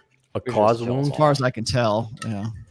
Well, he's doing that. It's got that necrotic damage. Yeah. So It's nothing we Yeah, can really do because we're all Well, I don't out anyway. know. Well, I have to wait till he gets back, but I don't know. well, Grat I made don't his know if he's- strength check, so I don't think I kind of you dodged don't- most of the tentacles. You're okay anyways because I already have lesser restoration Oh, cool. prepped. So Nice. Oh. Yeah. All right. Sure, Mr. I Roll have- 20 all the time. you Okay. want to see it? I'll show it to you right now. Here. Will you show me a roll? Show me yours. Show me a roll, see? Oh, I can't. I'm Yeah, not hosting, see? so I You're gonna can't- show I me your can't- rolls, man. You're I gonna be can't called a share sissy my for the rest of your life, screen. see? We can listen to music. It's very epic. Rolo natural 20. Roll. Come on, see. Every time. Every time. That's right. But if I'm blessed, How is that hair coming along? It looks like it's coming coming. along good. getting Man. along I pretty should, good, it's funny. I should like thrill everybody and take this off. You should totally. This do will be that. the It'll- one, it the would one actually- show that I do it at. would Hang on here. It would actually fit your character. Oh my god. Now, where'd he He's go? gonna do- He's probably got to go comb his hair. Drew's gonna. Rollo's gonna unleash the hair. Ah, okay. God help us. So, and we'll pick up with Rollo. So you are suddenly now catching glimpses. You're fading in and out of consciousness. For a moment, you are covered with rags and bodies Oof. and being pulled along a bumpy road in a wagon, and you can just see, the moons. And where you are, there's 3 moons in this place above, and then you're out again. Then, for another brief moment, you just have another flash of consciousness, and you can hear blades going through flesh around you. And the choking and the gargling, people being strangled and drowning in their own blood. Grat's in his glory here. And again, in and out of consciousness. And then you fade into consciousness again, and you can see the roof of a temple. All these ornate carvings and paintings around, and a little bit of moonlight coming through the windows on the sides in different places. And then finally, you just completely black out until Rollo gets back. All right, so we're definitely we're. Can we tell? And Grat's not. I mean, Grat still has some wisdom to him, but yeah, pretty much, Atham. It didn't matter what we did. We had to get to this point. So, can we tell how far, or like we had no idea we were in and out of consciousness, so we had no passage You of are time in or and out of distance, right? consciousness, so you're not sure what the distance is. Hmm. But when you were in the wagon, when you briefly came to being pulled, you could still see some of the buildings. The architecture looked like Horsehead Port. Didn't seem, like back alleys and things, but it was quiet. Gotcha. All right. So it was Well, probably late. We got caught in some kind of feud or We some did. kind of war. We're in the middle of something here, yeah. Yeah, that isn't us personally because we just got here. And now they're either killing off or sacrificing or something. And for luck's reason, we're all still alive and haven't been sacrificed yet. That's true. At what stage right now are we in unconsciousness or consciousness? Because I wanted to check for Right. my weapons. Right now, you're in unconsciousness. I don't Okay. want you to be conscious until Rolo gets Gotcha. back. Well, we can inform him. We wake up. We'll still sleep. Well, here he is. There he is. Oh, All right. so Yeah, speaking of girls, you were fading in and out of consciousness after this happened, with just brief glimpses of what was happening, being pulled in a cart covered with bodies and cloths, blankets and things. But there's glimpses of moonlight, and you could feel that you were being pulled along some sort of a rocky road. Later, you came to briefly hearing the sounds of people being killed around you. Throats being cut, people choking on their own blood, blades sliding through leather armor. And then finally, before completely blacking out again for a while, just the briefest glimpse of the ceiling of a temple. And then finally, you hear a bang, and then another bang. And finally, as you're opening your eyes, there is another loud bang and a crack. But you don't see where that's coming from, because as you're opening your eyes, what you do see is the roof of this temple, and Silric recognizes it immediately from the relief and the paintings and the ceiling and the walls as a temple of Isfari, Oh God. his patron deity. See, you fucking fucks. And as you start to check yourself, right. you're battered, you're bloodied, you got the crap beaten out of you by those tentacles, but you're covered, just soaked in blood, but your weapons are still on you. And not only do you still have your coin purses and pouches, but they seem to be stuffed with silver and gold and jewels. And as you start to look around, you can see you are in the middle of the bodies of what look like priests and clerics and guards Oh shit. dressed in temple robes. And then finally, there are footsteps It's a setup. behind you. And in front of you, you see this enormous statue of a woman with her hands out held, covered in veils, a fox wrapped around her leg, but her hands are not there. They're broken off at the wrists. It's really ornate black with silver and gold flecked marble statue. And the hands are down on this altar, busted up in front of you. And suddenly you hear this booming voice, "Where is the chalice?" And all around you, the city guard and several more of these priests, and now the guards are leveling spears, but they're holding back a little bit. And one of the priests walks up, and you see him looking down over Silric in particular, and he says, You fucking fuck. You fucking fuck. You defiler! How dare you? How dare you come back here? Uh-oh. Where is the chalice? Do I know what he's talking about? Yes. I yell out, "You're not going to believe that we believe we were set up, will you?" Actually, real quick. Well, I'm not going to roll for it. You would know, as a cleric of Elsfari, that one of the relics, there is a chalice, which was supposedly a chalice that she actually drank from when she was, before ascending to, godhood herself, or when she would visit and actually be in the presence of the priests. And this is supposed to be used during special ceremonies and it confers, her blessings on those priests who are allowed to participate in these ceremonies and drink from it.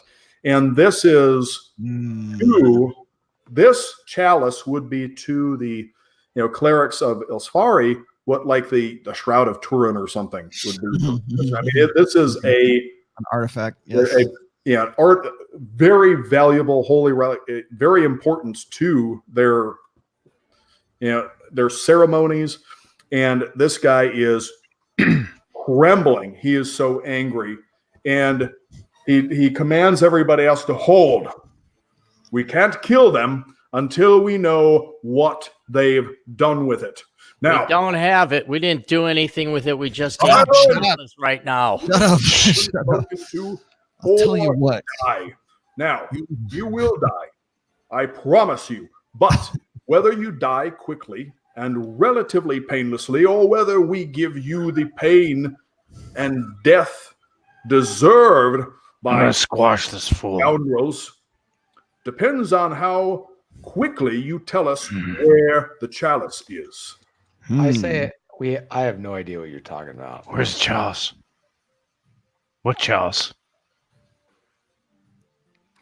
He's talking to Silric, right? Silric, these are your guys. Tell him He's something. talking to Silric, but he can hear you. Roll for charisma. Me? Well, Grat. No, that's not good. That's really not good. Yeah. That's a -1 actually. I'm not that good looking. 6. This orc lies. Your Get brother. And I step forward and say, he's not an orc fully, because if he was, I'd have killed him by now. I hate orcs. You never told me that. He I don't walks tell you a lot forward, of things. God Am damn. I, he reaches down and he kind of does this on your lips, and then he pulls back. Yeah, well, What? gag him. I slap him away. They come up and the guards point their spears down, and the guards are now saying, throw your weapons away. All of you, toss your weapons towards the altar. And then the one guard No. you recognize from the gate from the night before, and he's looking at Silric. Well, now this would be character knowledge. So I'm going to now Vince knows how this works. If you charm somebody while they're charmed, while they're under the influence of the charm spell, they're enamored with you. They think you're their best friend. They want to do whatever they can to make you happy. But once the spell passes, they're not happy about it because they know that they have the charm. So you would be aware that this would be an effective. This is something that your characters would just know because it's a thing. So the guard is pissed now. And he says, that one, they tricked us. They did magic on us at the gate the night before. They're thieves, they are. Why? We're not thieves. Probably. We are here We're not rich enough to be thieves. And line hobbits, the halflings at the pier. I killed some halflings.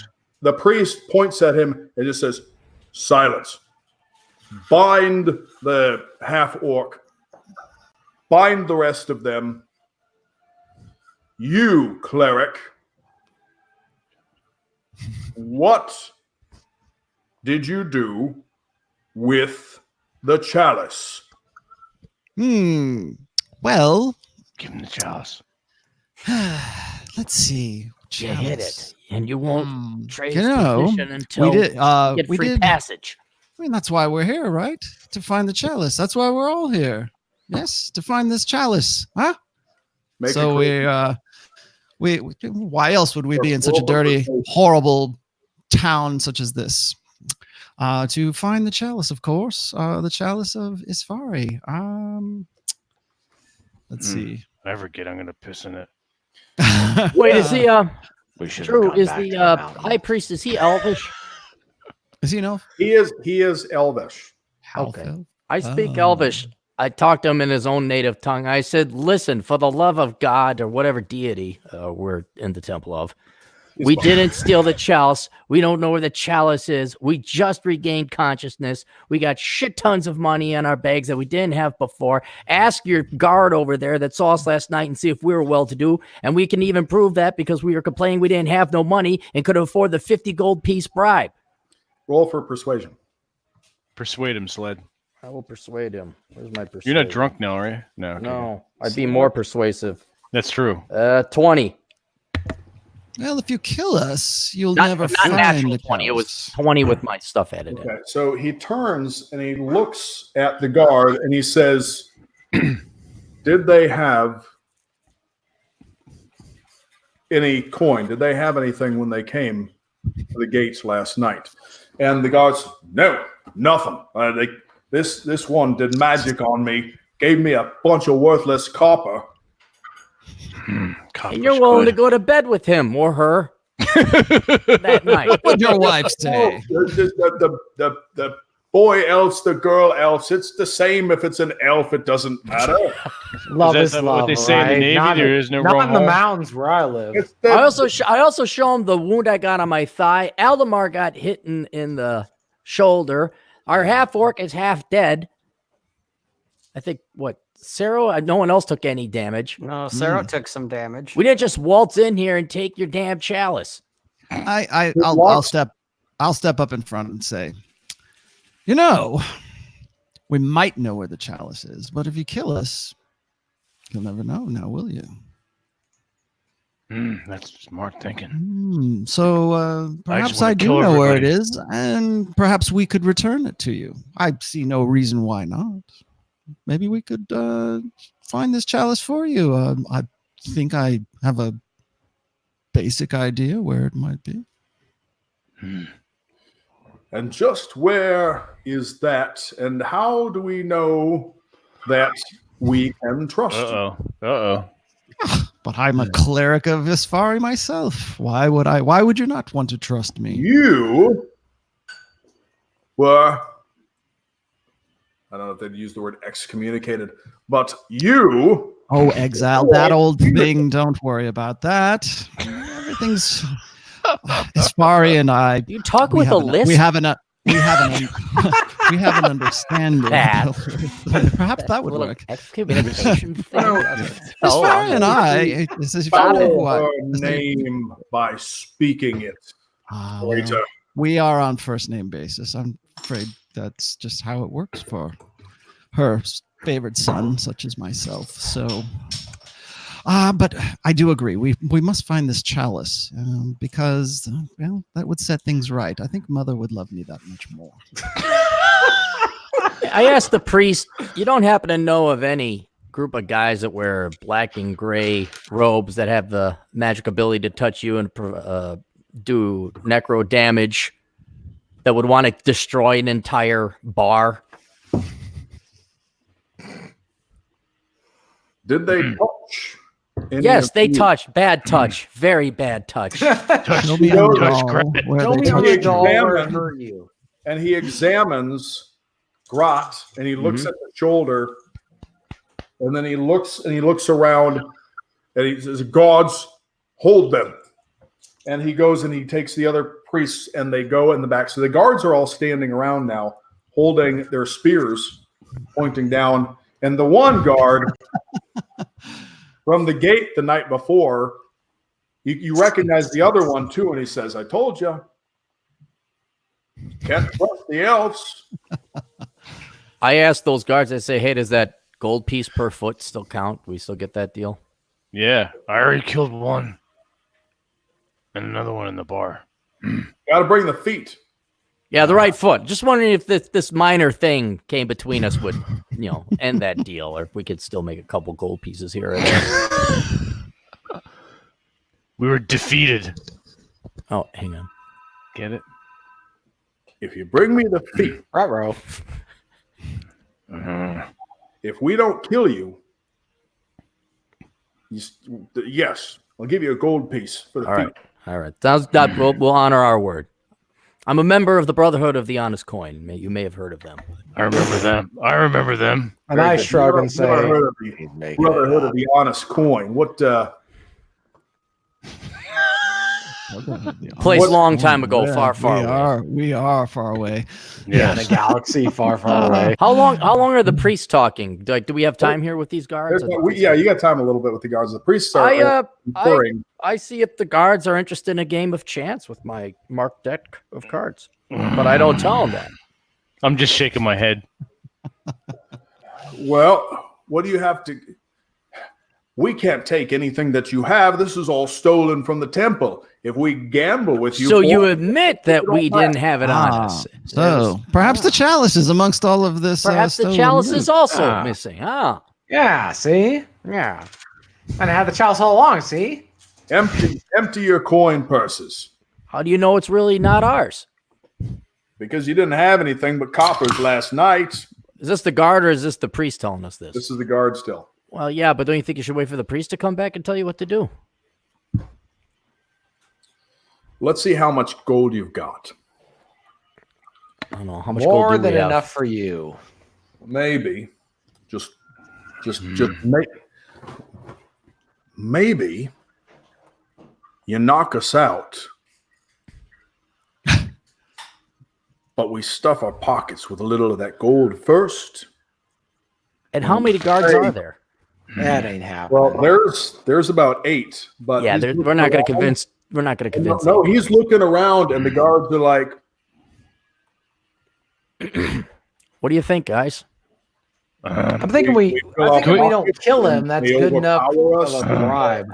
Are they gonna? Would they let us dude. huddle? Dungeon Master, would they let us? You think they'd let us huddle up to talk it over? I don't know if they'd let you. You can try and you can see what they do. I'm going to look up. I just These say, look, so these guards are human, correct? They're human. Yeah. All right. Sled, you also speak Elvish, right? Right. So All I right, could. I say to Sled in Elvish, I said, dump your copper out for them. Okay, and I do it. I dump out my card. All right. As he does that, I'm going to cast transmutation cantrip, and I'm going to make it appear as if it's gold that keeps going and flowing and flowing. So there's like 3 times as much gold falls onto the ground. Guys, we could take a dive for this much gold. They took a cup. What do these priests need with a cup? Look at all the riches that they've got around here, and they don't give us anything. Oh, it's a miraculous sign. This is a miraculous sign. This is like the fishes and the loaves. Clearly, I am blessed by Isfari. And it was meant to Clearly, be. I'm Otherwise, it would not favored. happen. Clearly, I'm favored. So perhaps, As this is happening, perhaps suddenly you might set us free for this. a bright white flame washes over the back of this guard, and you see him just tense up, and his face begins to bubble and redden and blacken.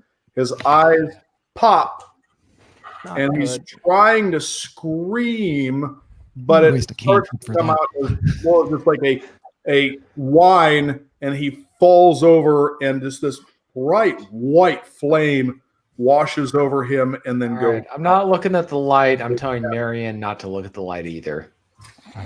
I tell Yeah. Silbrick, I guess you're not going to date him in the long run. Waste of a perfectly good cantrip. You see the priests coming back, and the one has his hand held out, and it's just faintly glowing.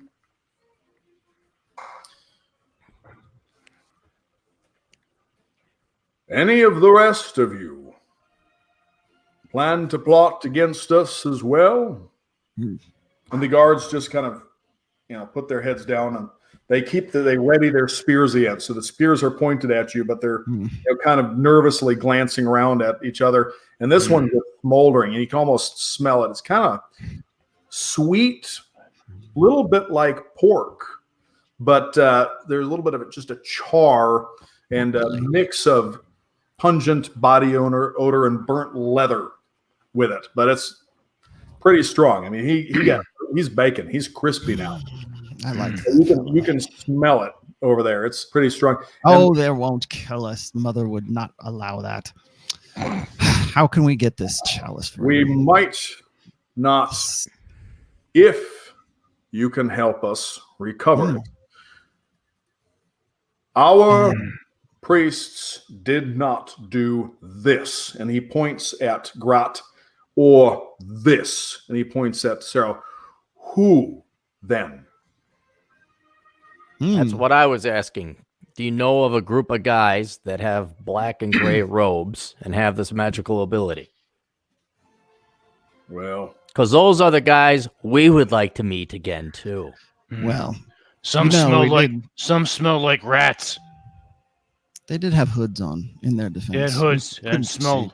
some smell like rats. And they were I organized. got a bad. If it's anything, if it's all the same to you, I got a bad feeling from them. Ulrich, roll for Arcana again. All Jesus. right. Save me, Jeebus. Okay. So is this on my wisdom? Arcana's intelligence. Actually, it should be in your Arcana. You got a +2 to Arcana. I do. Yep. Even with the +3 wisdom. Oh, it would be intelligence for Arcana. Yeah. Oh, is it? Okay. So it's +3. Yeah. All right. Yeah. Wisdom. The other thing you're talking about is wisdom. So I got a 10. Actually, would it be religion? Hold on.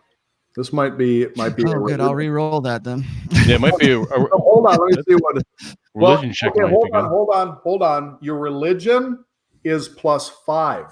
Ah, well then. Well, that would have been 13. So okay, so That would have been 13. you're Unless you want me to roll thinking, again. and then it hits you. You remember when they were coming in, and you briefly you thought you saw something, and it looked vaguely familiar, and now it just came back to you. You noticed that before one of them undid his cloak, there was a clasp, and the clasp on the cloak had a skull with a blindfold, which is the symbol of the chaotic evil goddess Dima, who is, where are my notes? Who is, okay, again, Real bad the goddess of darkness, shadows, and deception. Thunder cunt. Why did I not realize this? As that, and that they are not the only, but one of the cults, the cult of Dima, that has always been plotting against Isfari. Because again, Isfari is I can't do also, that. goddess of wisdom and fertility and guile. So they're kind of, chaotic neutral and chaotic evil. They kind of, there is a rivalry. They take it too far. Yes. There's a rivalry between the two goddesses, Mm. but they use their clerics of Isfari and the cult of Dima as proxies for this. And it would be a tremendous insult to Isfari if her chalice was stolen and maybe defiled or used for some profane ritual to Dima. So now this is what Silric recalls from this, is that symbol and the association with Dima. So what does Silric say to the priest? Well, we can't have that now, can we? There's only one. There's only room for one cult in this city. So, well, not to put it in such vulgar terms, but there's only room for one goddess in this city, apparently. So, and we can't have the chalice being defiled with anything from blood to, well, whatever that was floating around in the mermaid pool a little while ago. So piss, Sork, piss. I would well, you know, sometimes you have to do things for your mother. So I will. How can we help? How can we aid you? What's the? Where was it last seen? What can you? Well, it was last seen in the hands of our statue of Isfari when we closed the temple last eve and left the priests and the gods to attend. It was there. As you can see, her hands have been broken. The chalice is gone. Our priests, our gods have been slaughtered. The temple has been defiled. You or someone has stuffed your coin purses with our riches that were meant to help the poor and unfortunate of this city, as well as to further beautify this temple. When did this defilement take place? Well, you tell us. Place, Okay. the temple. We just arrived this morning. What happened before you came here? My friends, I think we are being set up. What did I say when we just came to consciousness? What did I just say? What did I say about not going into that box? What did you say? For once, Aldemar's right. For once. I mean, like 1,000 times. We should have gone back to the mountains. Grat's getting visibly pissed. Mel. Oh, that's probably mermaid. Pay no mind to it. Mermaid. Oh, well, let's see. Half the taverns in this city have captive mermaids for entertainment. I Doesn't know. narrow it down. Jeez. Well, what was the name of that establishment we were at last night, Sled? We skipped the scaled hag. Oh, The gosh. bloody ore. The bloody There we ores. The are, bloody orc. ore. Oh, gosh, you guys are so good. All right. The bloody ore. Bloody Bloody ore. orc. The bloody ore was, what are the guards called that? The bloody ore. The bloody ore was burned last night. See, Sorrow, you did it again. Morning. Is Poor mermaids were boiled alive in the pool. And 8 people were beat to death by tentacles. Any survivors? perhaps it was No. those good fellows. The mermaid. We found the mermaids boiled in the pool. They were Was there any survivors just that could bodies. corroborate our story? Is there one person that lived through that? Just bodies. Okay. They're all No dead. halflings. There's some halflings. There were some little skeletons. There were a couple of humans. There were the boiled mermaids. The whole place was just burned to ash. Nothing left but the foundation and the pool. The priest says, so, what happened at the bloody ore? We went in because we just arrived at port. We were ordering some food and grog, and then should those leave. guys in the tired of this black shit. and gray hoods from Rolo's Silric's cult came in and started killing everyone. We started fighting. Sorrow casted a spell of hentai, and then we all got the crap kicked out of us. We all passed out, and we woke up here. Sounds like we drank too much. No, we unfortunately did not, because that would have made it maybe worth it. Drew, how close is this priest to me? Right now, you're actually, most of you are still kind of like on the floor, not laying flat, but you're sitting, you're still on the floor, and you're covered in blood. You're surrounded by the bodies of these dead priests and guards, and they're standing back so that they're probably about 6 to 8 feet away. All right, I still have my weapon, right? You all still have the weapons. Yeah, all the weapons, All right. everything else is on you. I'm going to slowly stand up to my full height. As you start to stand up, the guards back up a little bit and they raise their spears. They're backing up so that they're now, they're fanning out. They're circling around, but they've got their spears up and they're looking around at each other and they're looking to the priests. And the priest, there's one that's doing most of the talking, but there are 3 other behind him. The priest just looks behind his shoulders and then hold his hand out, kind of facing back and gestures for them to stand back.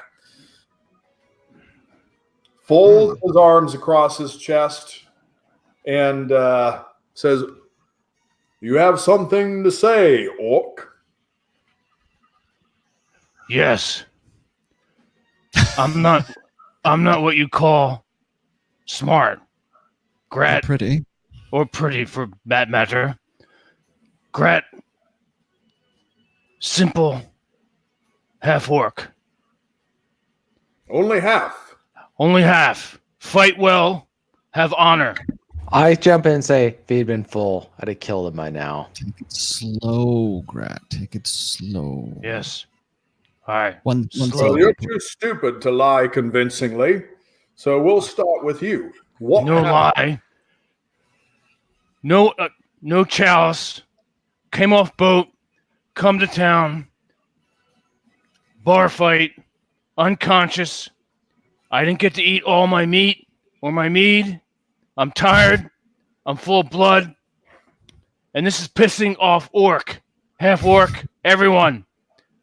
Grat. All right. I'll walk over and I'll put my hand on his chest and say, give me a moment here. Clearly, we have been accosted at this fine establishment called the Bloody Oar, which is nothing but ash right now. But yes, but there are other priests, I guess, other acolytes are at play here, clearly, because the guys that came in clearly had necrotic powers. So it would stand to reason that these are the same, I guess, cult members. I'm sorry, what was the name? So these are obviously the priests or the acolytes who tried to waylay us. So I'm sick of this shit.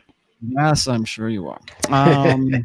Well, you are. So perhaps if you would, let's bargain here. We both worship the same mother, and perhaps if you give us 24 hours, we could go and find a day, maybe 2 days. Let's say 2 days. That would be better, and we could find where these caitiffs are. Well, clearly, this is not what it seems. We do not use necromancy or any foul magic. Clearly, you have been touched with it. Well, none of our priests would have done such a thing. And these gods can barely manage to use a spear, a sword, much less any kind of magic. We cannot spare any more gods to go after it, but we also cannot afford to let Isfari's chalice be taken, much less defiled. You say, actually, did you mention the cult of Dem? You did mention the cult of Dema, correct? You told them? Yes, well, I mentioned that they are clearly acolytes or agents of the cult of Demic. Is that what I'm pronouncing that right?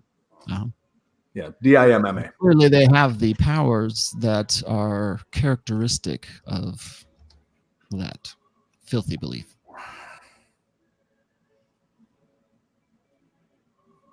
How do we know once you have the chalice, assuming that you can locate it, that you will bring it back to us?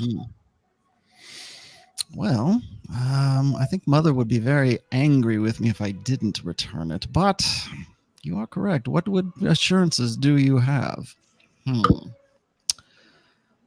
Well, I suppose we I have a could- very nice hooded lantern I could leave here as collateral. Oh, well.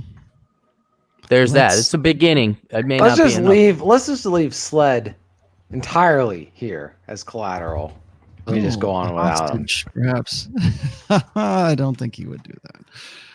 Each of you, I want to now empty your coin purses into a pile on the altar. I empty all of my coins except for what I came into this outfit with. Likewise. Same. Same. All right. Now, I don't trust most people, but I do know what motivates men, orcs, things, pointing to Sarah, like you. Now, the altar is covered, and this is not an illusion, this is real, a massive pile of gold and silver and precious gems, as well as some rings and chains and other valuable trinkets. You're looking at tens of thousands worth in terms of gold pieces. If you bring back the chalice, you can take all of this. If you don't, then don't ever come back to this city, because if you do, then we will decorate the gates with your heads. Agreed. All right. Agreed. Very well. Guards. And the guards all raise their spears and they back up. And then the one of them, the partner, the one that got kind of toasted, actually kind of motions over to Grat. 1 gold per foot. He just kind of throws that out there. Winks. Agreed. And the priest comes up and he puts his hand on Silric's shoulder and he says, "Do right by us, and we may just bring you back into the fold. Do not allow her chalice to be defiled. Sound like losing deal. Stop them. Do whatever has to be done." You have my word. Request. Go from this place. We have to return to our... One thing. Yes? You have wet nap? Look. Cloth? Cleaning cloth? Bath? Something? I look like shit. If We all look like shit. When you leave... You always look like that. When you leave Well- the temple, look towards the south, and you will see in the center of town a long hall. If you walk towards that, when you go just a little bit past, you will be in the square, and there is an inn in the square, the Burning Bear. Tell them that Igmund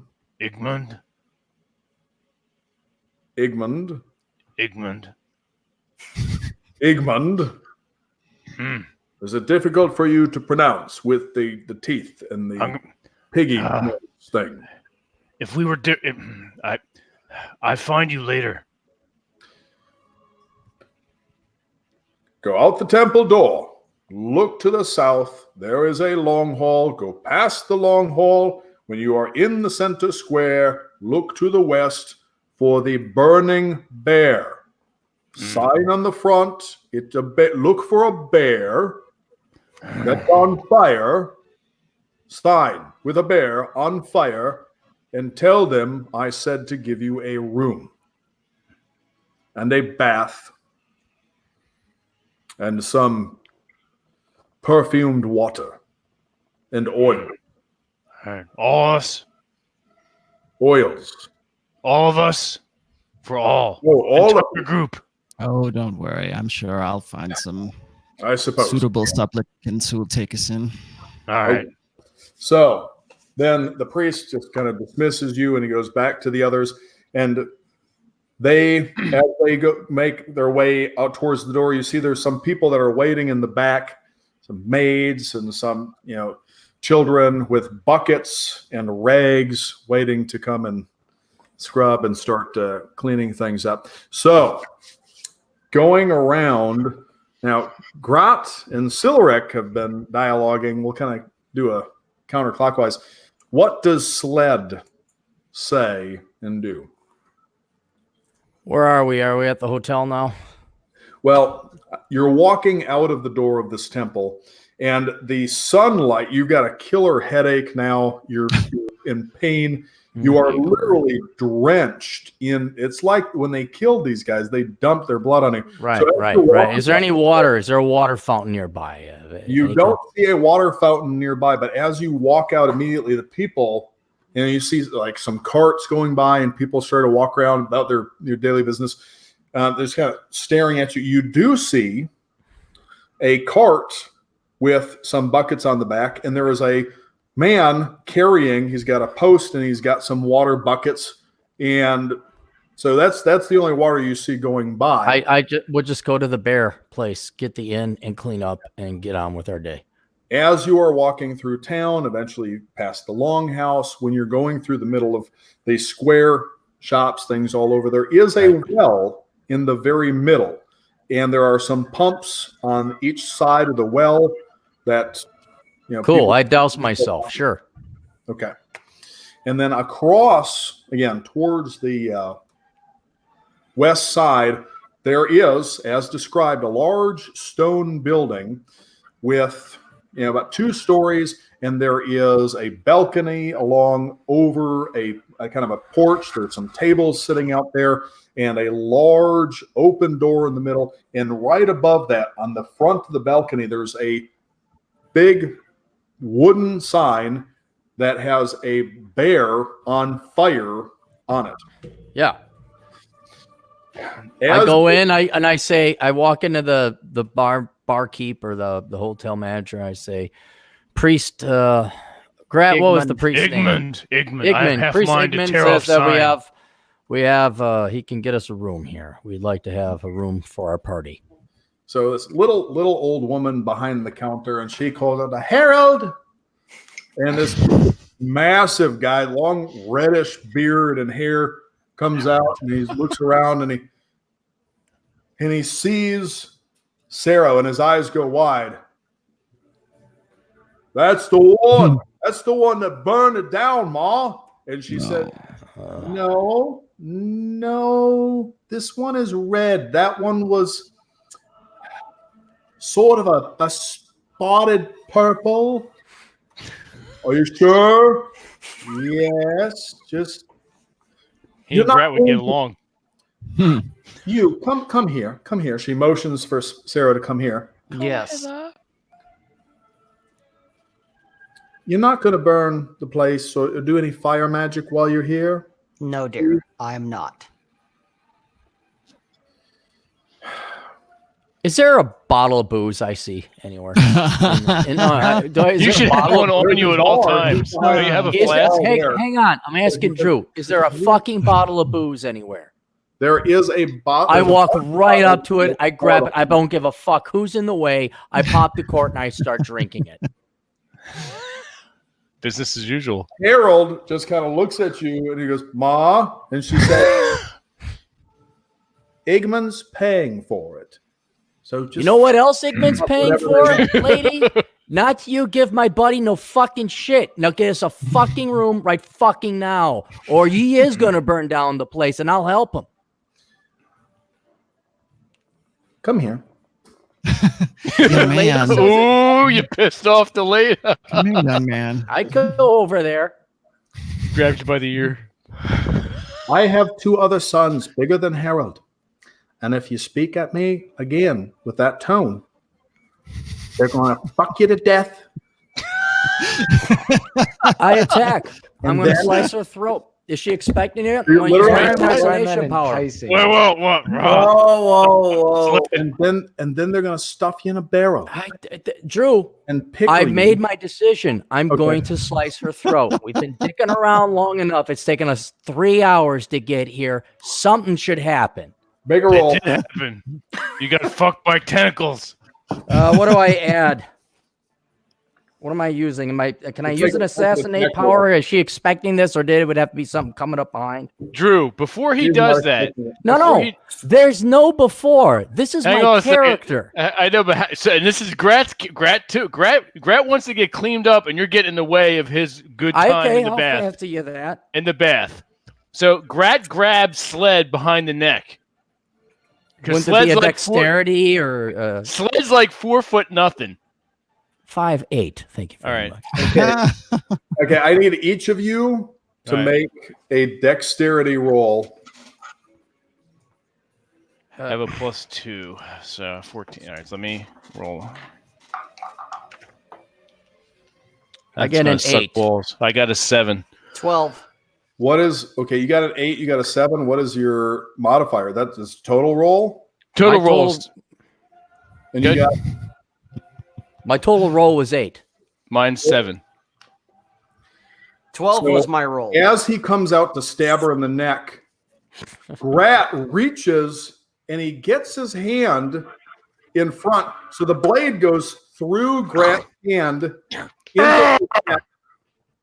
And so it nicks her. And it does cut her, but Grat manages. All right, that's so he does, but yeah, now she's just it's Oh. splitting. So And she falls over backwards and she's grabbing at her throat and Got some experience points. now I look at it. Now I look at All over. Silric, and I look at everyone in the pen. I say, Silric, before she dies, will you please heal her? All right. Here's what I do. I'll cast Cure Wounds on the woman. I'll put my hand on her and cast Cure Wounds. Okay, Harold drops to his knees and he's like, "Ma!" And she's looking around and she's covered in blood and she's just like in shock. Harold, grab him. And Harold turns and he sees all of you guys though, and he's not armed right now, and he's kind of confused about what to do. And he says, "Ma, Harold, listen to me very closely, Harold. He doesn't look The like reason we're in this situation is because we have gone through an inordinate amount of bullshit. And your nice ma there, whose life we just saved, by the way, has given us the straw that broke the camel's back, which was my patience. Calling my good friend Sarah, threatening, "Oh my God, you're not going to..." Lady, I don't know if you ever saw planes, trains, and automobiles, but all I want is a fucking car right fucking now. And Harold, And- tend to your woman and get us our room, or I will burn your fucking establishment down. And I take a swig from my booze. I say, and the priest is not paying for this. It's going on your fucking dime. Igman. And then I go, you know what? I just go up to whatever room I want and I take it. as you walk in through the door, there are you find one of the guards with an elf and a gnome. Where did they come from? Were they following us all the No, time? they're completely different. There's Okay. What? As in like a threesome? Yes, and you can tell it's one of the guards because he still has most of his stuff on. It's just that his pants and boots are around his ankles. And I'm not going to go into the whole thing, but there's the elf in front of him. There's the gnome kind of standing behind him. So she's here and she's there, and Jesus Christ! So what we walk into? And the guy turns and says, "I only asked for 2. Who are you? Oh, wait. What are you doing here?" I'm confused. Get out of the room. Are the guards? There's a sex Oh, party. I walked there, into Sled. the. I walked into this. You walked into a sex party. I'm walking in. Just I find You a room degenerate. that's not occupied. Okay. So, all right. So you find a room that's not occupied. It's got a tub in there, but there's no water in it. You'd have to have somebody heat some up and bring it up. And while he goes off, Is the door woman locked? down there, Is there a lock on the door? you can lock it from the inside. Yeah. Okay, I lock it from the inside. Okay. And then I hang on. I'm gonna set up with my toolkit some kind of alarm that someone breaks in and will wake me up, or if someone tries to pick the lock. I don't know. I don't have time to come up with a contraption just yet. I figure, and Well, I'm gonna go to sleep and recover my hit points. Okay. You're So- covered in blood. No, I went to the well and washed it off. So she says to the rest, as you know, he says, "I am going to tell Igmund about this. Mark my words. And tell him we saved your life as well. You did. He tried to kill me." And I told Silric to cure. I'm God. I took away her life and I gave it right back. She's pointing up the stairs. I know but I'm just pointing out. But she says, but the orc, I will let him know. I will let him know that you helped. Thank you. And Harold, you worthless piece of shit. Standing there. You fucking hope. Get out of here. And don't let me see you again for a week. Poor Harold. I can relate. He didn't do shit. He stood there doing it. So she berates him, and Harold's like, "But Ma, out, Meatloaf, Ma. out." So Ma, the meatloaf. We want it now. he's gone. So what is now? I'm just going to go around. So what is Grot going to do now? Grot, your hand is bleeding. Still, I look at Silric.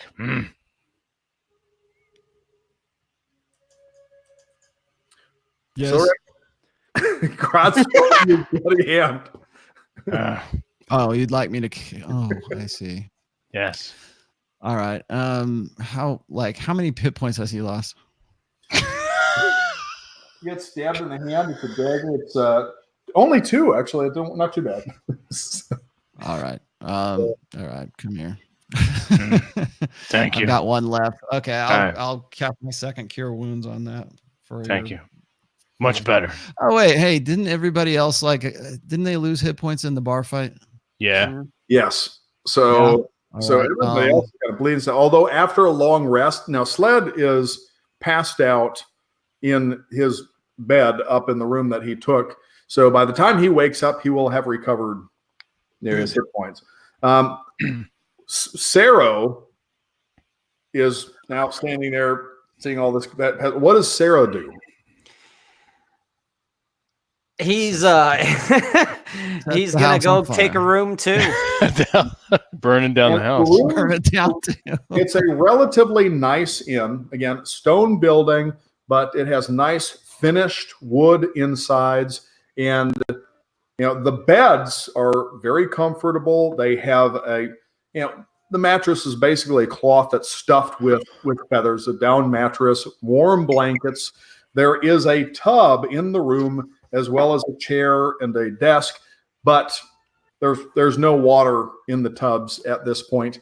And from each of your rooms, there is a window that looks out either the back of the inn over. You can see where the longhouse is, and you can see, some of the other shops and things. Or if you're in the front, you can go out onto that balcony and look over the square.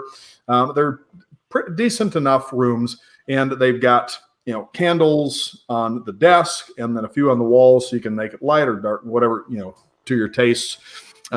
So decent enough place. And there's again, where you came in through the front, there's a little counter, there's a bar and stuff behind it, there's a bunch of tables, and you can smell that there is something cooking but you can't quite see into the kitchen that's off to the side. So what is Aldemar doing while all of this is happening? He's just sitting back and observing.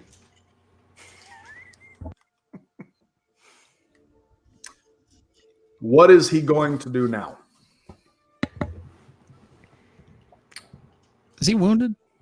He's a little wounded from he got a slight wound. And he's just sitting there thinking he's kind of nursing his wound, just sitting there thinking, okay, what's going on here? Because he doesn't care about this chalice. He's like, whatever. Like, why am I here? What's in it for me? He's kind of wondering. When am I going to get back to the mountains? You should go back to the sea. I'll go and let's see. Who do I want to talk to? What's Grat doing right now? Grat, what are you doing right now? You muted. Grat should probably unmute his mic first. Yes, Grat, unmute Mike. Yes. Good job. Yes. Grat, eat food first, drink, the bath, sleep. All right. Good. So he's going off to his room. Sled's I'm zonked. he's getting schnockered. Rob Sarah is Doing the same, going to bed. Same. And Ranger Man. Did he have a room too? Did you get a room? Or are you just like sleeping outside in the woods? I'm sleeping outside in the woods. Yeah, there you go. You would actually have to go a ways outside of the city. Walk you can't do Down that. the alley. This is a city state. You Go would be across that some would be fields. bad. There's farm fields out and around at Cardboard box. the tree line. So the That's woods okay. are a good distance away. But you could sleep in somebody's garden in their backyard. There's a couple of them. Fuck. I should have cast Calm Emotions on Sled. Yeah. That would have been great. Oh, why didn't I think about that? I had that ready to go. We got to our rooms. We're all Just remember, Aaron and Sled are one, so you can kind of like predict what's. I'm getting that. I'm getting that. Oh, okay, I do not play myself. Everybody's taking some character. downtime, so let's see. I have two choices. Brett, First don't of all, believe that. I'll have to. Everybody. Are we free to move around the city? Like, what time of the day is it right now? Right now, it's early morning. And Early morning. Sled wakes up. He hears little ringing, something by the window. One of the traps that he set by the window is going off. Somebody is attempting to pry Sled's window right now. All right. I just do I have time to grab my stuff? You sleep with it. You would have your stuff. I'm assuming. Okay. Yeah. I get it. Sleeping it off. You got it on you all the time. Yeah. No. I just take a position by the window then, and just wait with a withdrawn. It's that gnome trying to get back in. Yeah. He wants to see if I want to join. Well, the gnome wants someone. I'm just gonna wait from the same size. It's in a as poly mine, relationship. you know what I mean? Drawn. All right. God, where am I right now? So you said it's early morning, and okay. And so we just had this incident in the early morning. Great. I don't have to sleep. So let's see. Are there? So the gnome and where's the gnome and the elf right now? So the gnome and the elf are in a compromising position in front of and behind this guard that are in one of the rooms in the inn. Oh, okay. They're in one of the rooms in the back. You can hear them. There's noise coming from there, but they're not really paying any attention to anything else going on. Hmm.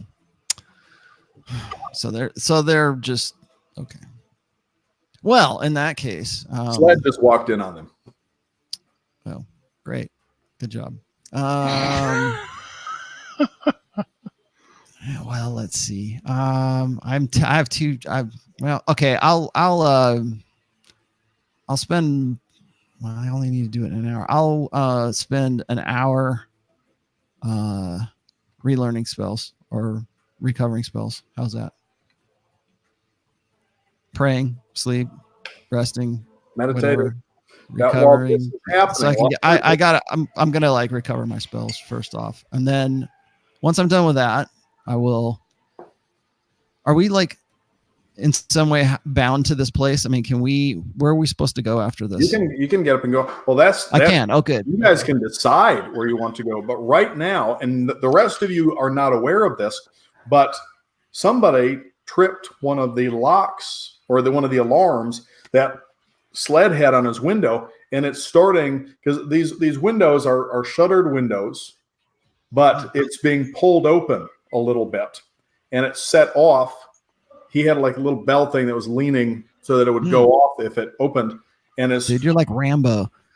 You set the traps before you go. I'm just common sense. Yeah. So Okay. the window Do we opened. know this? Is this something we all know? They or do just not him? know it because I haven't informed anyone. Yeah, you don't know okay. yet. Okay. But No. he sees this. He hears the bell ring as it's starting to come open a little bit. And then it comes open a little bit more and it's louder, and then it stops ringing. So you go don't know. out. Only Sled knows what's going on right now. All right. Yeah, he does. I'm gonna I was thinking about going outside and seeing if I can find any people that look like acolytes while you guys are sleeping. Because I don't have to sleep. I'm an elf. I'm cool like that. So, Well, I have to trance now and then, but that's about it. Yeah, that's a good feature. when you leave, now first off, make a. I'm not leaving the hotel or what, the inn. I'm Tavern. like just kind of Inn. looking around the front just to sort of get my bearings where we're at. Roll for perception. Ooh, spicy. All righty then. I like to roll because I set this up just for this. Here we go. Action and shot. yeah, there you go. Can you see that? Oh no, you can't. I Oh, got my 14. God. There you 14 go. plus 5. That's a 19, my friend. Okay, so Nice.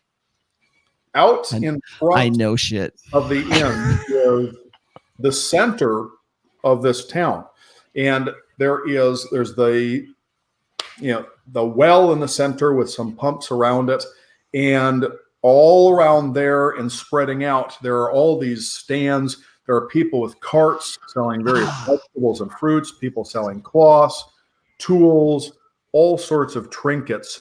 And you see people milling about normally. You can see some of these little kids going around begging and tugging on people's cloths. There are the buskers, drums and singing and wind instruments on the stairs of the longhouse, the Jarl's longhouse for the city.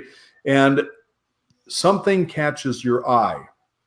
You see some people that are dressed plainly, but under the robes and clothes, the leather armor, similar to what the people were wearing last night, and the boots. And they are, every once in a while, you can tell they're pretending to shop, but they're not. And they glance over at the inn occasionally. They don't seem to have seen you yet, though, and they're completely oblivious to the fact that you're there. But once they catch your eye, you notice that they're slowly making, and they're taking their time. This goes on over a period of 20, 30 minutes. They're trying to very slowly make their way around while pretending to shop. Now, while this is happening, Sled, somebody opened that window. What do you do? Me or Silric? You. Sled. You. Sled? I said I'm waiting for him with my rapier drawn for Do you them have to a come in crossbow? and make an attack. Do you have a crossbow? No, Do you have I'm range imagining weapon? this room's not that big for me to have a crossbow. I've made my Short choice. range. I've been positioned. Yeah. I've been waiting. Okay. You know, ideally, the head pops out. I slash at it. That's basically what I'm doing. Now on the back of this building, though, it's just there's no balcony on the backside where you are. It's just the window opening out. Make a roll for perception. Modified by your drinking. Modified by my drinking perception. You alcohol. That would How be many a shots? plus How many 3 shots for- have you 13. had? That should be one minus much? 1 for each shot. 13. With the modifier, That's with the modifier. There you go. you notice a figure on a roof across the alley from where now you're in a second story building. This is only some sort of a shop that has just a normal angled roof. And it looks like there's somebody and he's just doing like this with his hand Okay. on the other side of that roof. Now, this is something that, again, this is character knowledge, things that your characters might know. There's a spell called, and Vincent will know I talk about, Mage Hand, where you can actually have like a hand that you can control remotely to do things. And you suspect that seems to be what he is up to. He's kind of controlling Got it. What's his range? He is, let's see, Rose about 20 feet. He is probably about 40 feet away. And he does not see you. He does not know that he doesn't see you or know that you see him. But you can tell he is attempting to peer in to the room without moving the door or the window too much more. Okay. I'm going to shoot at him with my short bow. All right, make an attack roll. Now, he is behind with the angle of the roof. So he is behind about like half cover. So it would be a I rolled an 18. Yeah. -2. Yeah. Okay, hold on. I need to get my stats. Wait, no. AC 13. So you got 18. So you hit. Roll for damage. 7 points damage. 7 points damage. But I shoot my arrow very happily because Sled's a happy guy because he got his rest and his booze. Well, We're gonna should get give you the a- booze. It gives you arrow- a constitution bonus, right? as he's doing this, the arrow goes right through his hand, and you see him, his eyes go wide, and he just ducks down behind that roof, and you don't see him after that, but it went right through that hand. Okay. Now what I'm going to do is I'm going to leave my room and wake up the rest of the You're party. gonna leave your room. I'm going to leave my room with my gear, of course. I'm going to Yes. wake up the rest of the party. I say, somebody with What? a really fucked up right hand that I just shot an arrow through, who is a magic user, was on the roof trying to access my room. Who has some good tracking skills? I might have some tracking skills, but I say I got we good hunt this stealth guy down. skills. Right? Aldemar. Aldemar is good. Do we have everyone in the party again? Do I Yeah, have we're to all- waste yeah. rolls to go find Silric, or can we just assume I've gathered all the party? Silric, I'm going to assume, because Silric was down front watching, as soon as you start moving around and waking them up, Silric would have been aware because he was Okay. so he would I'm know. just trying to stay inconspicuous as possible because I'm an elf and I can have a hide. I can actually hide as a racial ability too. So Now Silric watch saw me, rules lawyer. the other two. We have that one were- DM, yes. What about Wow. second DM? I So what don't is think he Silric- knows about second DM tip. Guys, can we let Drew talk? Oh, so what is Silric saying? Because now, Oh, my back now. yeah, because Sled has woken everybody up and they come downstairs, and you were already down Yep. watching what was going on. But Sled hasn't told everybody yet why he woke them up, and Okay. you need to let them know what you, or I shouldn't say All right. you haven't. They don't know what you saw or what Sled has done. Okay, so Sled says I was going to get a hand job and that didn't work out. So no, so I saw these. Well, okay, I guess I got to get in character here. So there's some nefarious looking people that are outside here that look. I I don't know, out of sorts, I guess would be the best way to describe them. They don't look like the rest of the people out here, and they have an undue, let's say, attention to this particular place right here. I think people know we're here. I think we should capture one of the two. Ooh. Because I just had the most funny thing happen to me, but I don't know where he is right now. I shot some mage through his hand that was trying to open my door, and he took off. But we can trace him with his blood hopefully later. But you know where these two guys are right now, huh? I just saw them a little while ago. Let's Less than get 5 one minutes of them, ago. huh? All right. Who's on team kill but keep one? Well, we do have a Everybody ranger. we Perhaps can the ranger. kill everyone. We do have a ranger, and I'm told they have very good tracking abilities. Good. Where are they? Let's go. Aldemar. Right Silver, here. All right, the two so, guys out front. Where are they? So Lead us to 'em. I'll point us in the right direction. But hey, guys, let's be as inconspicuous as we possibly can with a half orc with us. Okay. So, well, a half orc and a tiefling. He'll pass for half Well, route. now that you're going to bring that up, Can we? Is there like something we can do about your appearance, friend Tiefling? yes, actually, Can we like there wrap your is. head of some sort, and tuck the tail, up your ass? Or, no, I mean, Put a paper bag over his somewhere? head. Well, you can keep the tail. Well, correct me if I'm wrong, and I don't know if this is right or not. But can you like do illusions of yourself so that you look somewhat inconspicuous? Presentable. Yes. Do you have major image? I don't remember if you have that. Because I think That you might be for the best in this Thorough. place. You're Well, lucky I speak thought infernal. I did, because that's the thing I'm double checking here, because I thought he did have something like that.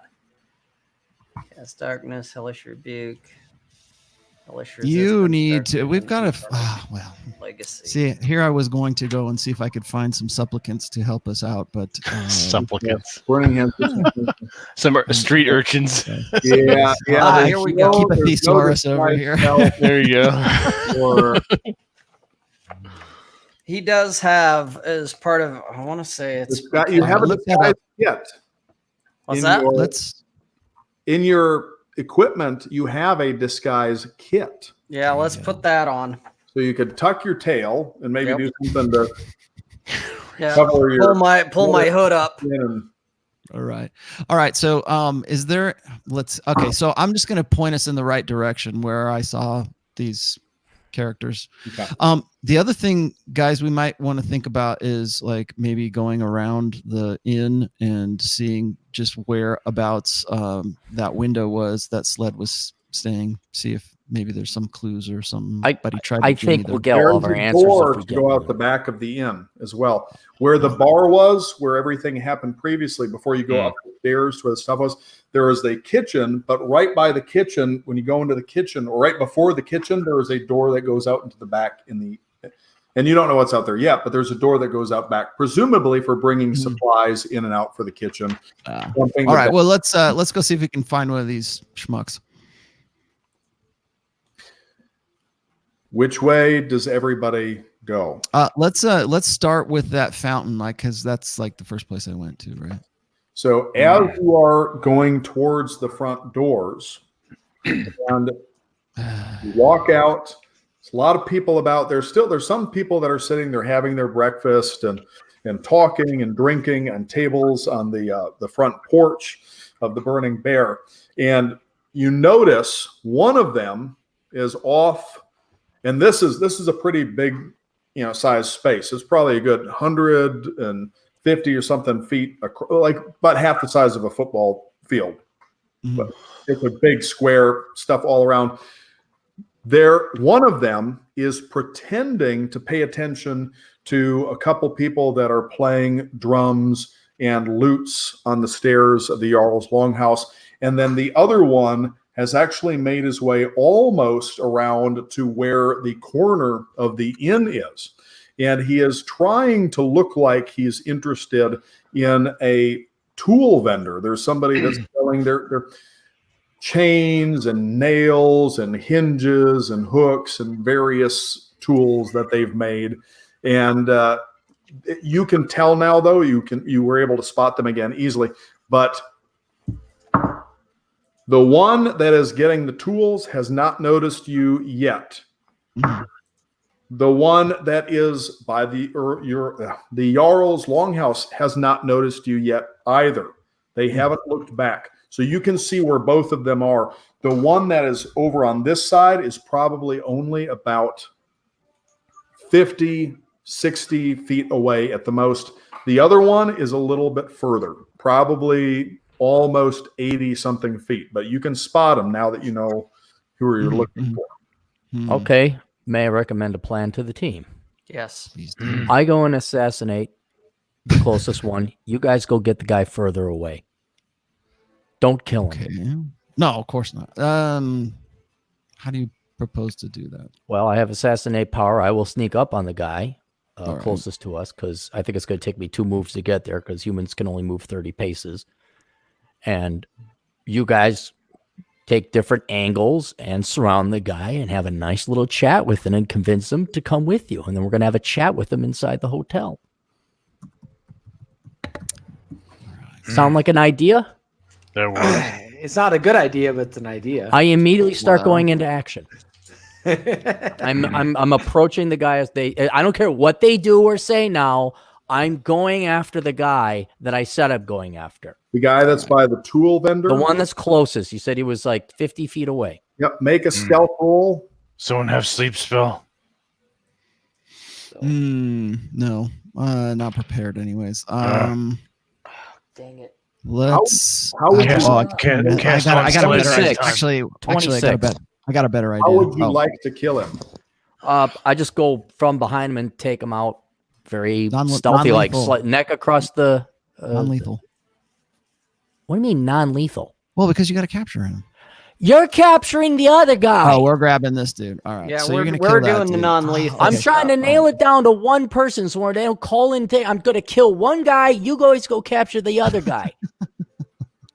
So I just are you asking for Drew? Are you asking for flair now? Like it's a given? I'm going to kill the guy, or Well, here's the thing. You got a 26 on stealth. He has no idea that you're Right. even anywhere now.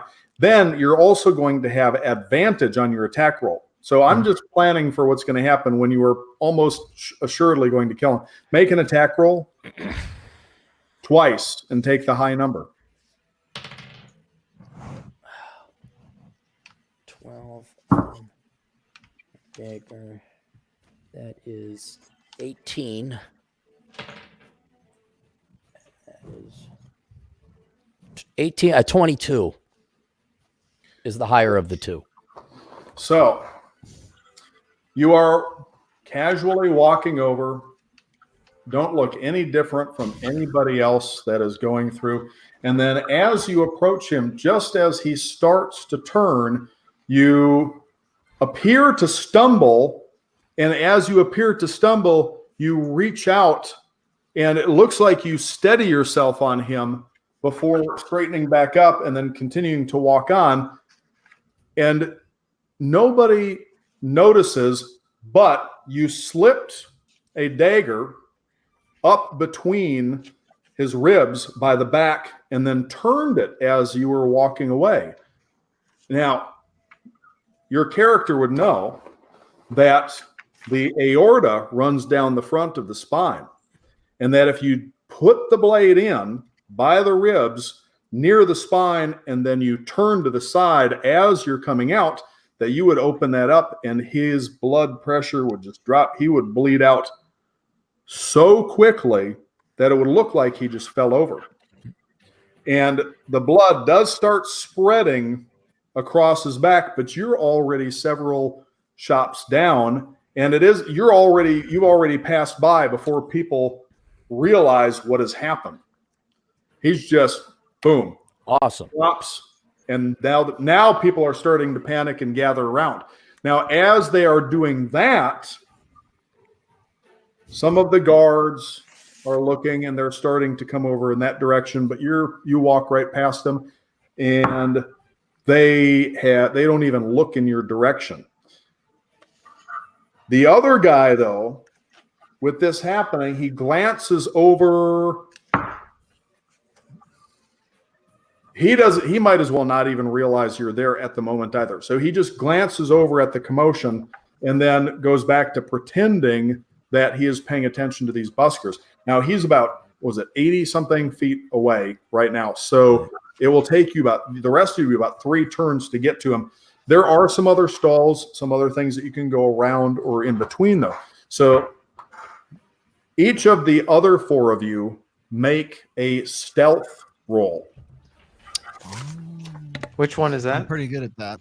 For most, it should be dexterity, but there should actually be a number on your. It'll be like a thing that says- little list. Yeah.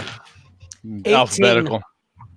So okay. So which like, die do we roll? Silric has a +2 to stealth. 18 for Grat too. Okay. And for Saro, I'm at 7. has +3 to stealth. I'm 7. I have a 19 on the die, and then I have +7, so 26. Okay. Good. So Silric got 7. I'm the only one that fucked up. Ooh. That So doesn't matter. as you are walking, you kind of fan out and you each kind of go in a different route. And some of you are moving towards or around some of the other stalls and little, there's some wagons with things on it. There's people that have baskets that they're opening up that they're selling things out of. A lot of commotion. Middle of the day, this is a very busy part of town. But as the rest of you are sneaking around, Silric accidentally trips on something, and when he does and kicks it, it makes a noise. Some sort of piece of pottery that somebody was selling breaks, and the other guy turns and looks and locks. He sees Silric and locks eyes with him. Now, at this point, he's only 20 feet away from Silric. Perfect.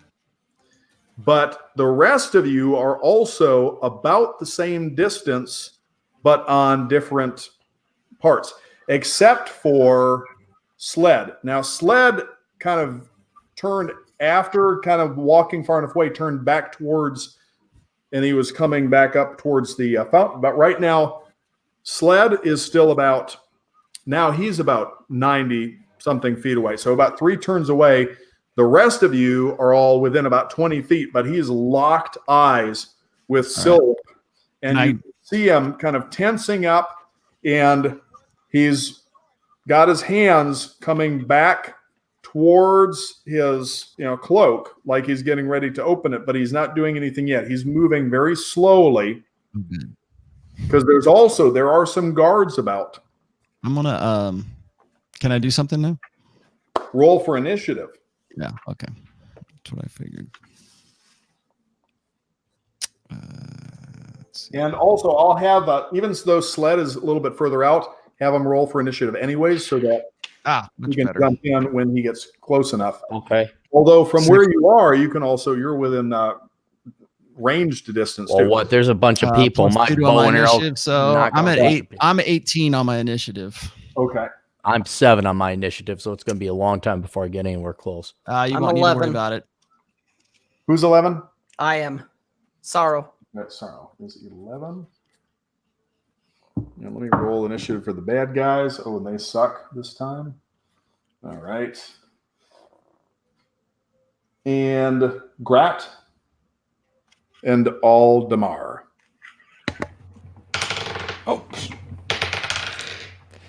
Oh, 17 for initiative, and then let's see. What the heck? And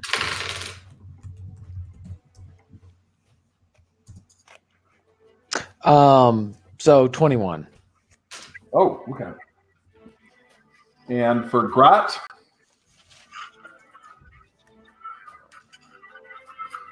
Vincent. Initiative for Grat. oh, sorry about that. 6. Oh, okay. So, Aldemar, you see, as you are coming around the back of this, there's a vendor. They've got a bunch of rolls of cloths and different, silks and things, and she's calling, saying, come here. I've got this. Like she's trying to get your attention to sell you some stuff. But as she's talking, you look past, you hear this pottery break, and you see Silric just freeze for a second.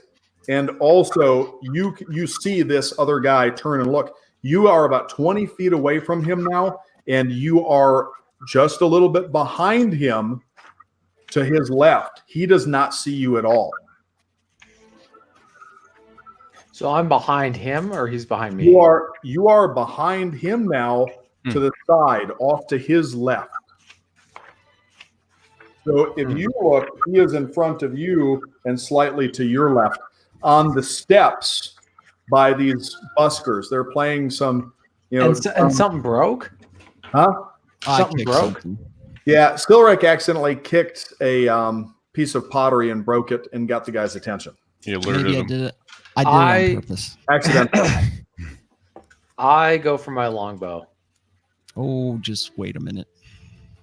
You were going to try to take the We're guy. gonna try and capture him. You can maim him. You can wound him or something. Right. I'm gonna I go for just- his ankle. I'm gonna go for his heel.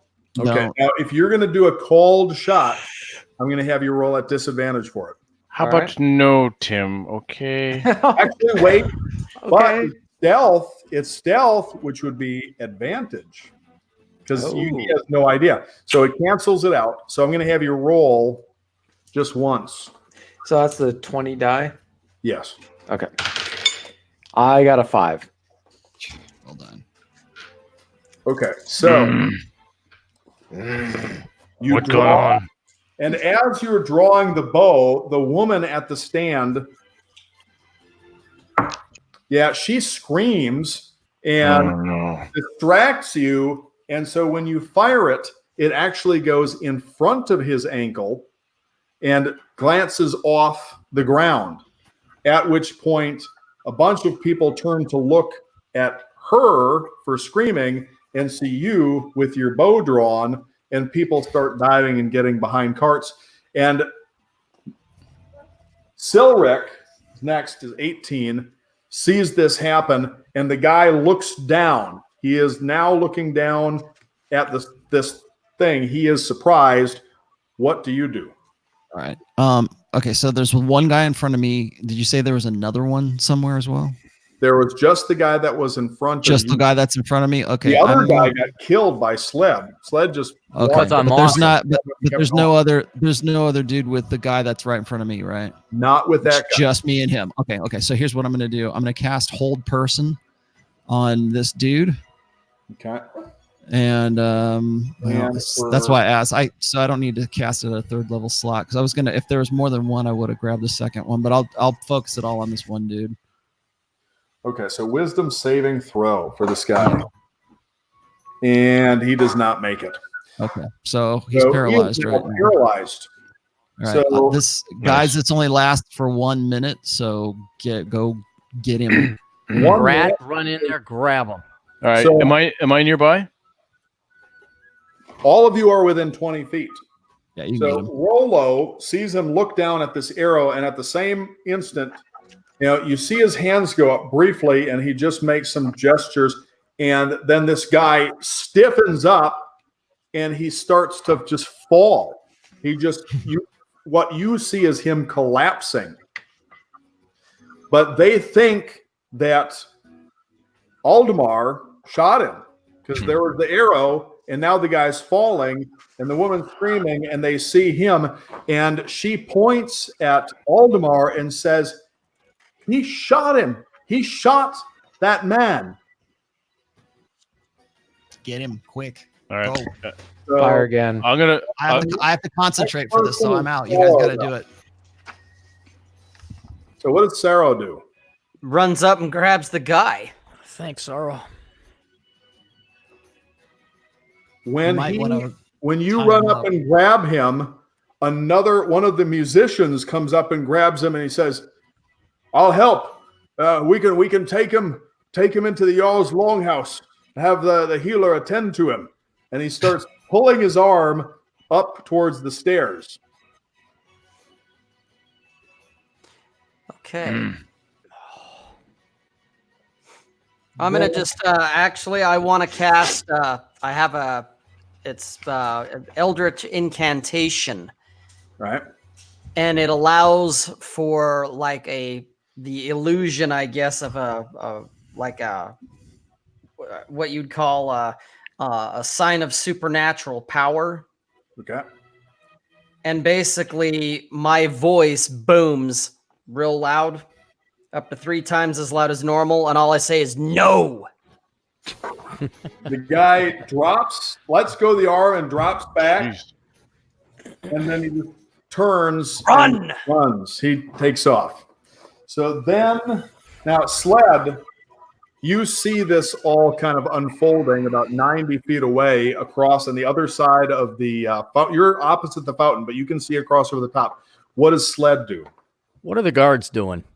The guards, some of the guards are moving towards the man that you stabbed and checking on him. But now that this woman screamed, a few of them are turning. But there's only about 6 of them in this area. Just kind of, they're pretty spread out. So you see a couple of them moving that way. I'm not going to make a mad dash, but I'm going to go straight to help out Saro carry the other guy. And I can't say what I'm going to do until I get to Saro.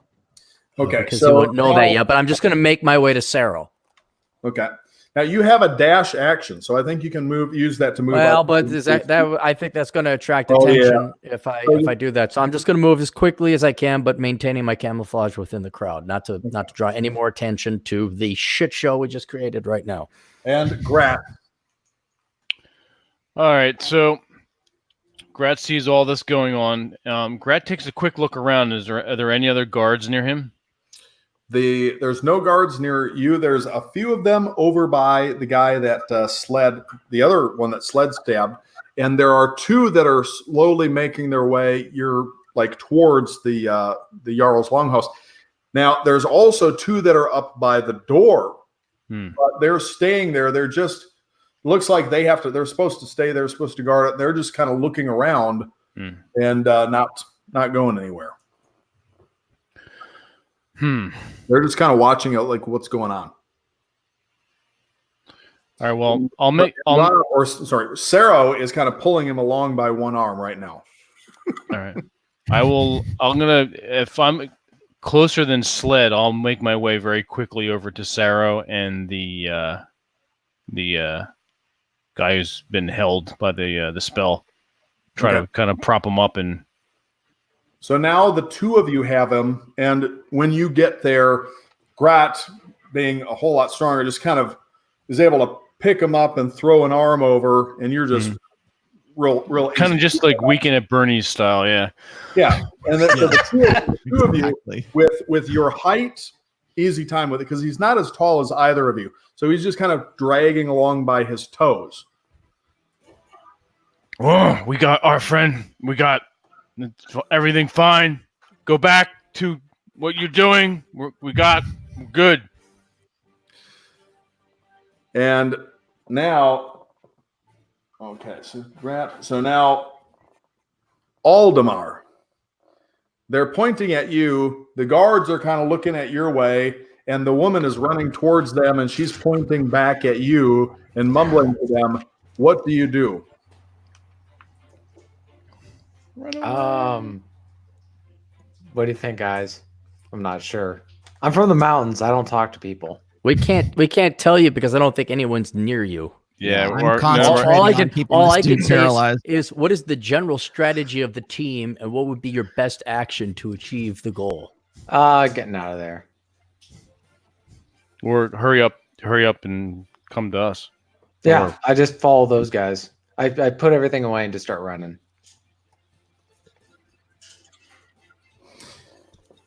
As you are running, as soon as you start running, you're running. The guards, well, let's see. How motivated are they? Please don't be motivated. Be minimum wage government workers. Oh, a critical miss, critical failure. The guards are interested. So they are actually walking over towards, they're kind of trotting. They're not at a full sprint, but they're kind of jogging over. And they ask you, is he okay? It looked like he was shot. The woman is saying she was shot. Yeah. She's fine. Oh no, I'll. Am I around to talk to them? Yeah, you're pretty close by. All right. I say, it's just this poor fool has a palsy, and we need to take him to. Well, I'm a healer, so I'll take care of it from here. Thank you very much. Oh. Well, He'll be just fine. He'll be just fine. I'll Don't worry about him. Before you know it. Roll for deception. Dang it. I'm good His at this. Hang androgynous on. My nature God, wasn't hey enough. man, this is like I can appeal to a higher power here. Hang on. Let me grab this. He's just he didn't have his medication. Good hand action. Oh, that's a big fat one right there. Oh God, King one's a I lot. need new dice, man. I'm Jesus. suffering. Rollo, today. King one's a lot. Cannot roll a Yes. 20. So the guard says, "Well, you say he's got a palsy. He looks like he's kind of stiff. Yeah, well, that's what happens. You say you're a healer. Are you? Oh yes, quite. Let's see. I am going to use a cantrip here really quickly. I will use. Oh, I can do thaumaturgy, can I? Okay. Let's see. Can create an instantaneous sound richness report. Okay. Let's see. I will say, hey, there's a. Let's see. I'm gonna cast. Let's see, shit. All right. I got it back. I'll do. I'll charm person. I'll charm this guy. Okay. And yeah, he did not make his saving throw. Okay. So I'll charm him, and I'll say, "Oh, everything's fine. He'll be just fine. Perhaps you would like to go to the temple as well. You don't look off.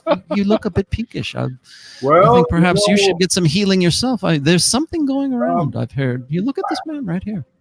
Me and don't say anything, but me and some of the other guys got this kind of rash, and we think it was after."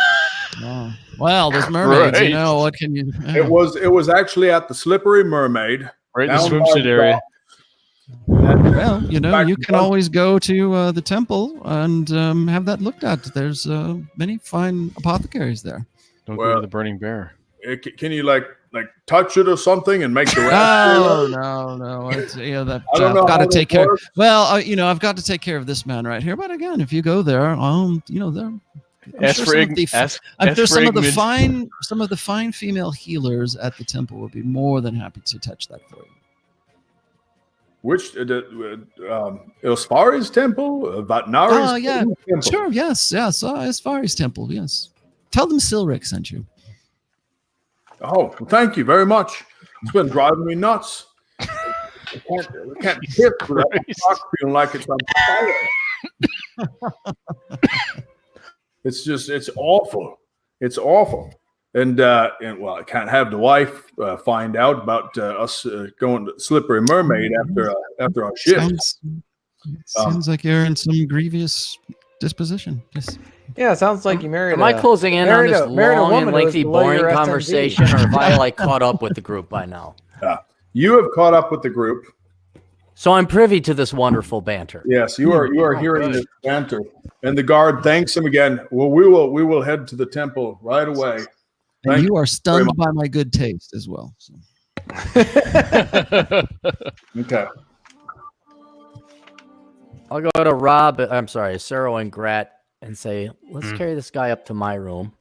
All right. No And funny we're gonna stuff. Wake him up, and we're going to interrogate him. All right. All right. So you get him up to the room. I'll loom over him menacingly.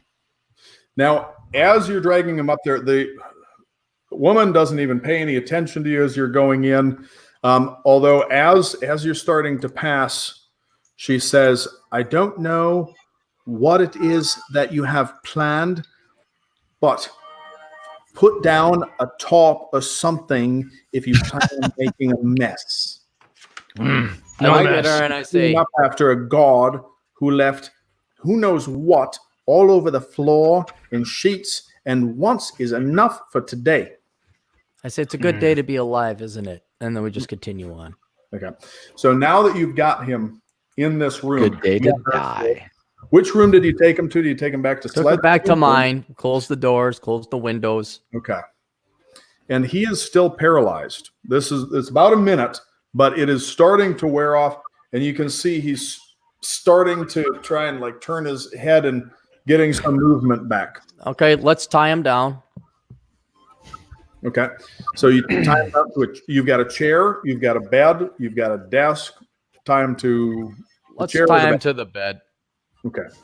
So he's tied to the bed. How are you tying him?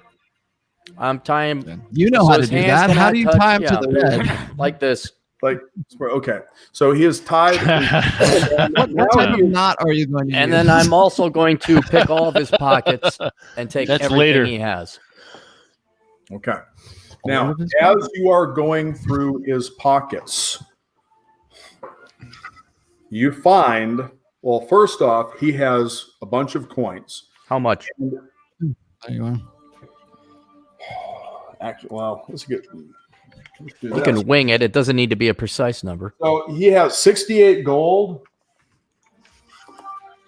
Count and 180 silver. 68 gold, Oh, wow. 180 silver. That guy's pretty rich. He That should pay has for the a food. dagger on him, which is just a plain dagger. It's nothing really special. Okay. A scimitar under his cloak. He has on a necklace also underneath, which has that skull with the blindfold on it. A pendant has a symbol on it. I was Oh. right. All right. Yeah. Correct. Thank you very much. And in his pack, he has a map with notes and a location marked in the hills to the east of Horse. I'm Yep. looking at it upside down. See?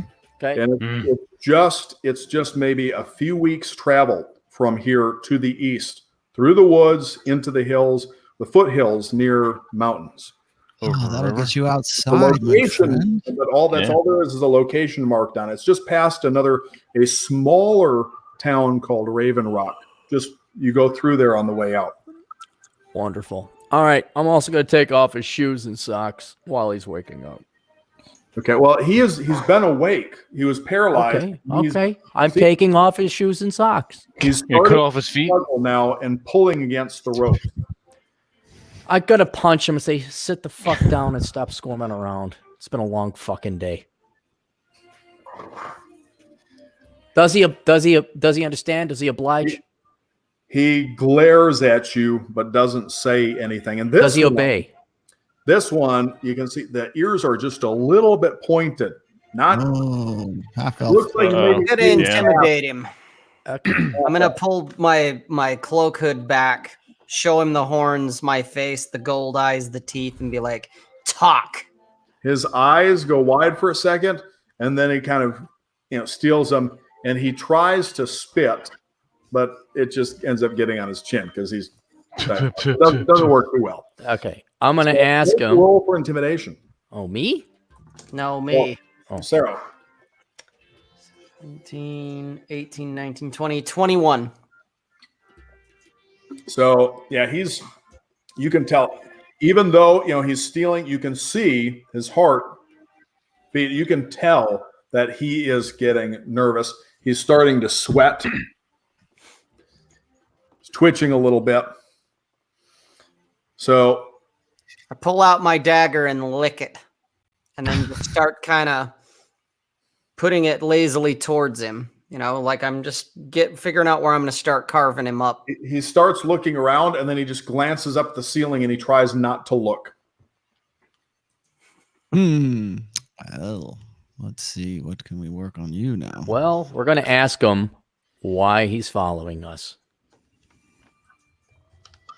I'm going to ask him, why are you following There you us? He says,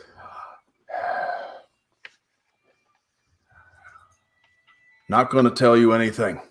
You can do whatever you want to me. I will not tell you anything. Cool. Was the guy that did the mage trick over on the rooftop there, they said, do you know about him? Make a roll for intimidation.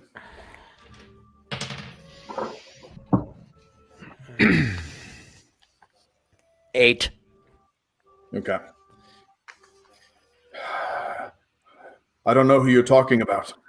Okay, so, I know that you elves really just want to be human, and so I'm going to help you with that. So I take out my dagger, and I cut the tip of his ear off.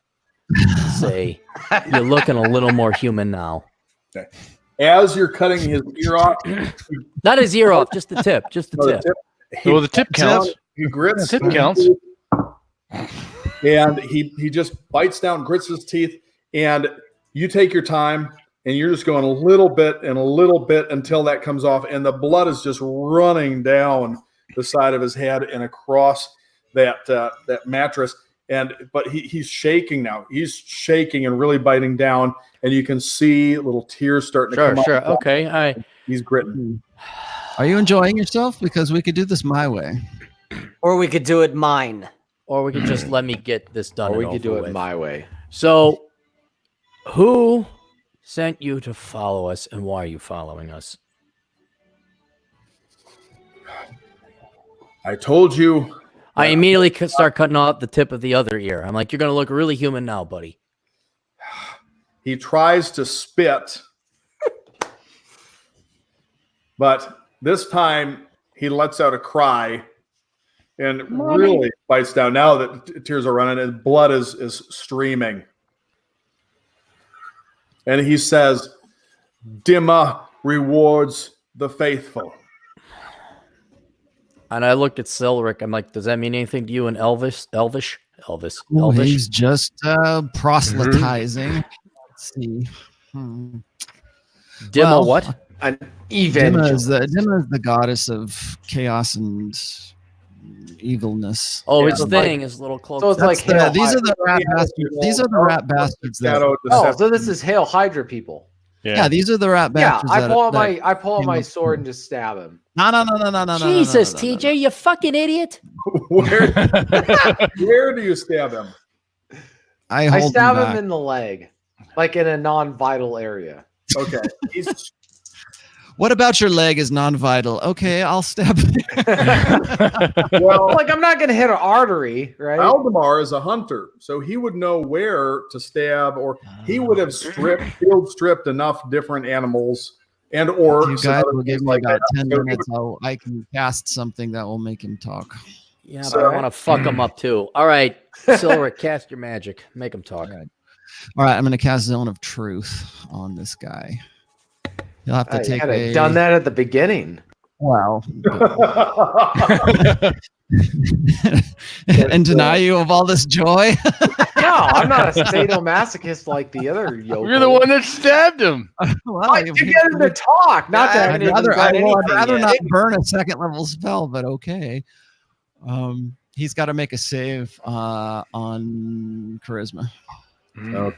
Oh, Got tired of this. you see his stats real quick. I've got him right. Fanatic. Well, oh shit. No, does not save on charisma. Okay, so unaffected creature is unaware or is aware of the spell and can thus avoid it if he. Okay, but he can't, so he's off. So let's see. Create a magical zone that guards against deception. Tell this. So basically, he has to say the truth, like answer truthfully. All right, then I ask him So again. So ask away. Why were you following us? We need to make sure that you don't find where we took the chalice. Is the chalice marked on this map? Okay, he can't tell a deliberate lie. You can't tell deliberate lie? Mhm. Huh? If he doesn't know, then he's not going to be able to say, basically. Well, he so has he the can't map. lie to you and say he knows when he The doesn't. chalice is not marked on the map. What is on the map? What is on the map? Yeah, remember I found the map on him. The map shows where we have established a new temple of Dimma. Oh, there we are. Wonderful. Who sent you? Our leader. Who is? What's his name? Her name? Its name? Their Shit's name? Is she in it? Shit. Give me 1 second. I'm trying. Taranath. Ah, write that down, someone. Writing it down. Grat not right down. Norin. Did you send another guy after us who has magic powers who is trying to access my hotel room? Did you put it that way? Oh, the first guy. All of us have some magical ability. Where do we find Taranath? It's on the Taranath? map. Taranath will be in our temple. Okay. Where How many that of you is? were sent to hunt us down here? Ooh, good question. There are. He's counting. This many? At least 3 dozen of us in Horsehead Port. Oh my god. Wow. Some may have left. Where were you supposed to meet, or what were you supposed to do after you killed us? We were not supposed to kill you. Do you have a lieutenant in Horsehead? We do not. We act independently. We have our orders.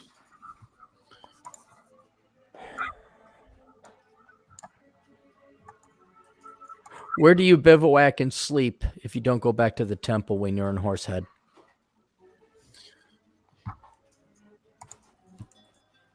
The inns, the taverns, the whorehouses. We blend in. I don't know. Can you guys think of anything else? I'm trying to figure out a way we can use his cloak and take out these guys one by one, just stake out over at the inns. I mean, we could go to the temple too. Yeah. He has that. Does he have that? He has that necklace on. Take with the necklace. thing? I'll Go to take the temple. necklace. They'll never Can you- suspect me. Get others Probably not. within your cult to meet you. Yes. How? Before the end of each evening, we will all pass by the temple of Isfari and exchange notes. Is there a particular time? In the middle of the night, when the moons are highest.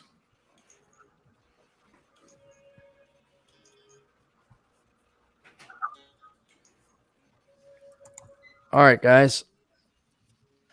It's always good to keep one of these types around in case we forget a question we might want to ask or some developments happen. You want to just keep them here for a bit, or do we want to kill them? I'm trying to think. We wouldn't kill him right now, but we'd try and get any other questions, any other wisdom information you want to get out of this guy before he can't talk no more. Or do we keep him here for a while, keep a guard on him, What's and the then name we of can the- stake out this temple of Isfari and take a couple of these guys, get more information, more Actually, stuff, not a more bad loot, idea. weaken their numbers. What about what's the name of the leader? Tanath. Taranath. Taranath Does Taranath, the Norin. does Taranath the Norn have the chalice? He will soon. Ah, see? Where is the chalice now? I don't think he knows. I don't know. See, You know who has the chalice? One of our brothers. Does it stay with that one person the entire time? It will stay with our brothers. You won't know. You won't know. He's just a grunt. And it is morning. It is true. It might be Well, worth it. Send out most of the team. Leave one person here to guard over this guy. Anything goes wrong, kill him. And then the other team, we go, someone grabs his clothes. We set up an ambush. Not all 36 are not going to go past this Temple of Isafari at the same time at the high night. But then should we simply just abandon the town and go? Isafari is a whore. Good. I pat him on his head. I'm like, that's nice. We could do that. I don't know. I just like, there's 36 of them. And we can ambush and we know where they're going to be. Well, the chalice is probably on it. Is the chalice on its way back to Tanareth, or what the hell is the name? Tanareth? The new temple. Yes, Tanereth Thanoran. Is the chalice being transferred to the temple? Yes. There it is. Well, there we go. Is it being magically protected? We will protect it with magic. Yes. So Any it's reason on to its keep way. them alive? Any other questions? It's on its way. Clearly, we're going to have to go after this son of a bitch to whoever's Intercept got it. it. Who has? Go ahead. Did we ask who had the chalice? He doesn't know who has the chalice. He doesn't know, just the brothers. Just that it's on its way. So they must have stole it, and it's on its way back to there. So we got to intercept it. Do you know what path they're going to take the chalice Yeah, good one. to the new temple? The road through Raven Rock. Okay, I'll look on the map. Is that what the map shows? The map shows a road going. It's west. Actually, east out of Horsehead. It goes kind of along the coast of Horsehead Bay. It leaves Horsehead Port along the coast of Horsehead Bay, and then it goes up a little bit towards. There's a smaller town of Raven Rock. And then after it goes past Raven Rock, there are the foothills right before these mountains. And it is somewhere in these foothills. Okay. Are there any of your brothers in Raven Rock? Ooch. Yes. Wow. How many? I do not know. We are legion. Would your brothers know you are going to Raven Rock, or do you just show up unannounced? They will not know. To quote Hannibal, guys, I think we got a plan. I think we need a couple more of these ropes. That's what I'm with us. We all dress up like this. We go into Raven Rock. We infiltrate. If they don't recognize us, we'll have to kill them. But it's a good idea that if we all have, I don't know about Saro and Grot, but we could always use that. You can pretend you captured me. Pretend we captured him. Well, and I do have Mask of Many Faces as one of my abilities because of being a warlock. It's magical disguise. So I think if we get at least 3 more and have it in our inventory, that's not going to hurt us in our adventure. That'd be good. So take out a few more of these dudes, grab their cloaks, grab their garb, and then, And what is Aldemar doing while they're having this discussion? TJ. Yeah. What are you doing while we're having this discussion? Jesus Get Christ. back to the mountains, you yokel. Drinking. We are going to go to the Hey, mountains. Good news. Taranath is in the mountains. That's kind of the direction that they seem. Oh, to be hey, that's a good question. Does Aldemar have any knowledge of this area? The regional knowledge of that area? Aldemar would be familiar with the woods around this part. If he's traveled a bit, then the Horsehead Bay is a relatively large bay. It's a few hundred, miles across, but most of the territory around the north end, because it goes around the north, down the east, and then around the south of it, a lot of woods. and it goes up and it borders against these hills and mountains. So if he's more from the mountains, then he would probably be from the area to the east of here, which is where the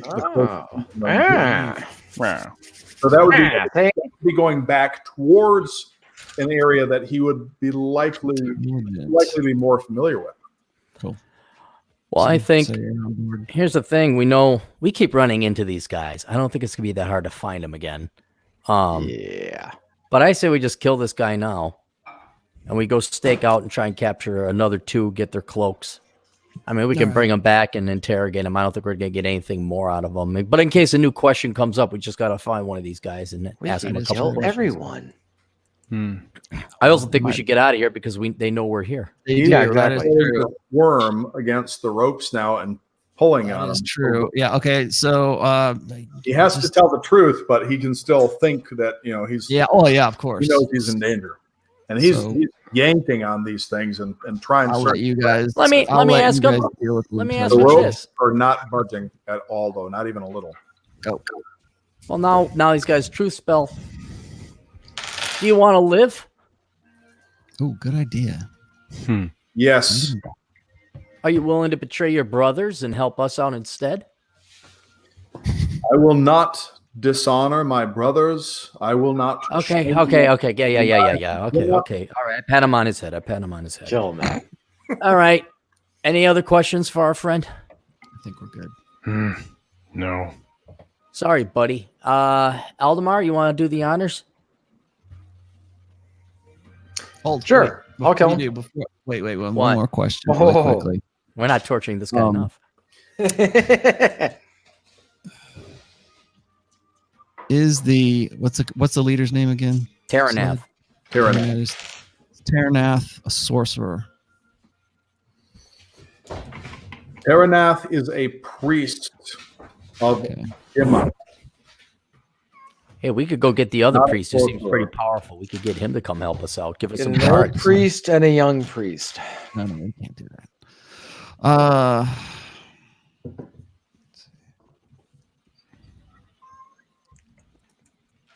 Like I said, we can always get more. Yeah, got all right. 3 dozen of these I'm guys sure I'll running think around. of something. As soon as you kill him, I'll go. Oh God. You can't stop us. All right. Yeah. I pat him on his head. We can try. Well, do it as silently as possible, so we don't draw any. All right, I pull out my dagger. Hang on. and So, go to whoa. the- Let me get his cloak. I'm going to take his cloak. Oh, we're going to have to remove his hands, won't we? Oh, I need that necklace too. Good lord, are you guys gonna strip him naked before I kill him? We'll kill him so you don't get blood on Well, his. we All right, need I'm the- pulling out well, my we need dagger the- and going right for his neck. Going for the Okay. coup de grace. Bloodlessly. Can you kill him bloodlessly? I'm going to make a suggestion because this is something that Sled would know. As a rogue, Yeah. you just All right, I'll just kill him in strangle- the way to make his heart stop. We kill him first, and then we go have tea and biscuits. I'll kill him whichever way is the quickest way in the bloodless way. Strangle you him. strangle him. Okay, I strangle him. Garrett. Is that Mowgli? Sled No, that's mine. No. leans down and puts his forearm across his throat, looks him straight in the eyes, and just leans and just keeps his weight on there until he just is gone. Jesus. Choke him out. Good enough. Awesome. And then you double check, make sure there's Yeah, make sure. So he is dead. He is dead. Now you got a dead body and the blood from all the ears all over the bed in the hotel room. Yeah. Forgot the tarp. Let's untie him. We'll take the bedding, tie him up in the bedding. And it's daytime, so that's going to be interesting. Roll him up on the carpet. Well, we already got the bedding and all that. Just toss him out the There's a window. nice rug. There you go. Or I mean, it's not really nice, but it's enough that it gives some warmth to the feet. It could be used to roll up the body. It's some sort of a really threadbare hide, maybe from a cattle or something. Mhm. So strong enough that you could roll them up in it. Shit got dark. So, Rick, do you think the priest would help us out by giving us a couple of his guards and even him coming along if the chalice means that much to him? I've got my own supplicants. I think you I do? could probably, yeah. All right. Do you think he's willing to take a body Some henchmen. Oh, absolutely. if we They'll go do to the anything priest? for me. They love me. The Yes. priest? All right. Why don't we have Silric go to the temple and Oh, we'll have explain? someone else. We'll have somebody else take care of it. Now, Silric does have some followers. Yes. At any one time, he's got a group of probably about 8 to 12. He's got a dozen with him right now. They Faithful. came along on the boat. Oh. So, but they On did their not pilgrimage. up with you after you guys got into town. So they would have still been, they're probably in and about town, probably actually at the temple of Isfari, or they're looking for you would be the first place that they might go. All right, Silric, you want to get a couple of your boys in here to take care of this body for us? I think I'll Oh, that's go so ahead wonderful. and see if I can find a way to Jesus. quietly remove And then this. what's our game plan? Do we know of another tavern in town or inn in town? There's a couple other inns in town. There is the Slippery Mermaid, which is a brothel / inn. You're at the Burning Bear. There's also the Roaring Cauldron. The Bloody Oar was burned down. There are rooms to rent at the Scaled Hag, back where you guys came from, by the docks. And I actually have there's Olaf's Remorse is another inn. There's a bunch of them. I like Olaf's Remorse. You guys want to go There you Olaf's are. Remorse? Sounds I'm gonna- good. I'll go Okay. try to take care of this body. All right, Silver takes care of that. We can't really move the body right now until Silver's some guys people. get here. Hmm. And I don't know if we want to move exactly in the middle of the daytime. Wait till And these night. guys must know that their buddy got bumped off. One guy knows we're here for sure. Do we want to they're going to send people over. Should we maybe go out into the courtyard or kind of position ourselves, see if we can identify other people? I mean, they're all wearing the same damn robes, right? That is true. They are wearing the same robes underneath. All Well, right. we know where they're going to be at midnight. Silric was able to identify them because they just covered up the robes. They wore some other, like loose fitting clothing and coverings, but the armor, the leather armor and the boots were similar design, and it gave them away. Plus the fact that they were not moving. Like, it didn't look like they were actually shopping so much as they were like trying to pretend to be shopping while actually glancing over. They were too conspicuous. They weren't very stealthy. All right. Well, while this is going on, I'm going to poke my eye out the window of the Flaming Bear and see if there's any other suspicious looking people that might be looking over that body, investigating, that aren't guards. Someone that's not behaving normally out, because there should probably maybe still be somewhat of a scene with that body there. Make a stealth or a perception check. Perception.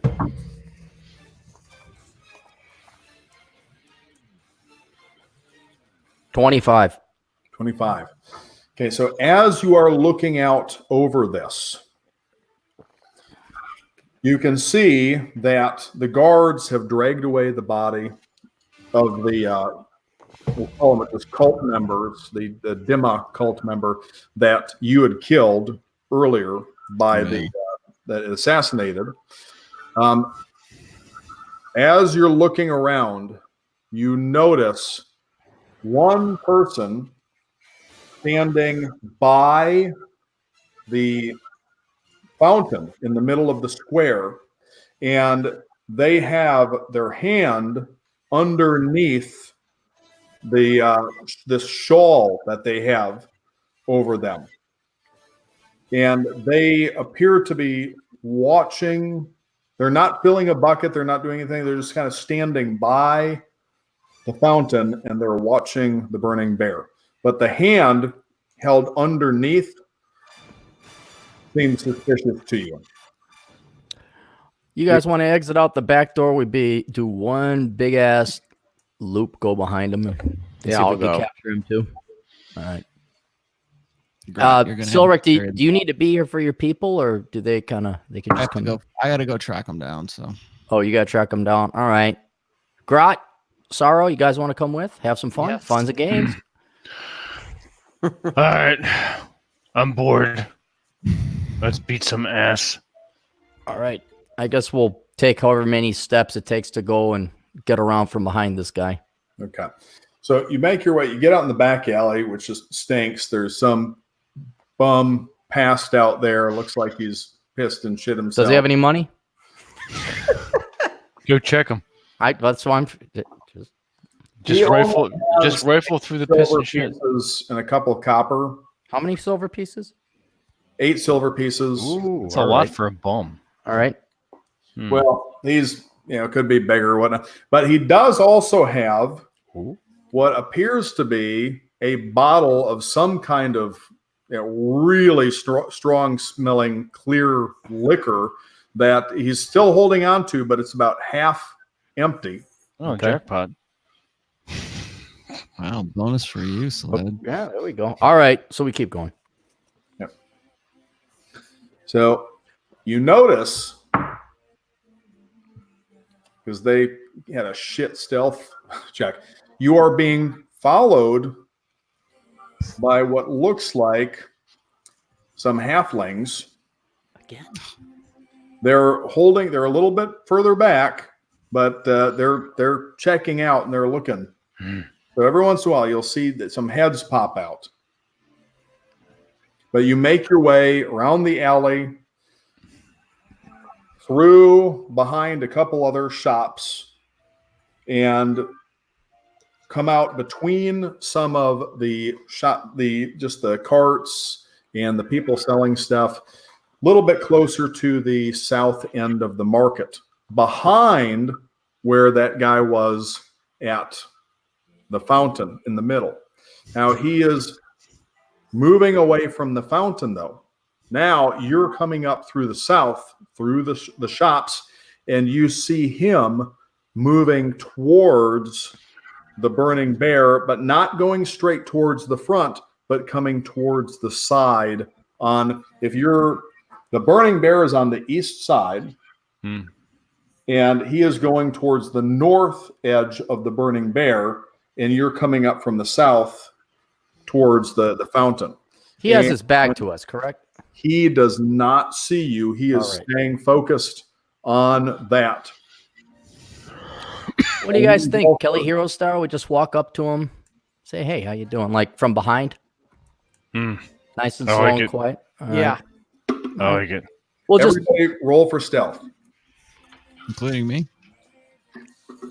Well, Silric is going to the Temple of Isfari to collect his acolytes, his cult followers, his groupies. I just 26. I just gonged that one. 20. 5. 10. Who got 5? And I got 5. I fucked that one up. Ruh-roh. So Ruh-roh. as you're moving and you're kind of fanning out so as not to attract too much attention, he is slowly making his way around the fountain and just kind of weaving in and out between the people and the shops. And suddenly, one of the little halflings comes out and attempts to, again, kick Grat. Grat doesn't even notice him at first and keeps walking forward and actually trips right over the halfling, falling on top of him. And crush him, basically. Don't forget those little rats are we're rats too. The halfling is not able to roll out of the way in time. And how big are you? Like 6'9"? And I'm about 6'3". I weigh 230. okay, so 230 falling on like a 45. Yeah, you know what? I'm just going to make a judgment call there. That halfling dies. You fall on top of him. I keep killing these halflings. I love it. And you just, because of the height difference and where you Brush it fell, off. you just You just crush him. The halfling is now dead. Sorry. But you also made a bit of noise in the process. And now he looks Who back. put this halfling here? And and at the same time, was it Aldemar that rolled the 10? Yeah. Aldemar is distracted by this, sees you trip, and turns and bumps into some really, really, Loud woman again. Yeah. Well, what? A loud woman again. I was going to say, yeah, it's actually a woman who is selling some sort of jewelry, and she turns and she starts accusing him of trying to pick her pockets. Oh, shit. And he's yelling at him, and this guy turns, and now it's about maybe 50 feet between you and him. And for just a moment, he doesn't see the Sorrow. He does not see Sled, but he sees, and he immediately, he sees Grat, and then turns, looks at the woman yelling at Aldemar, and recognizes him, and turns.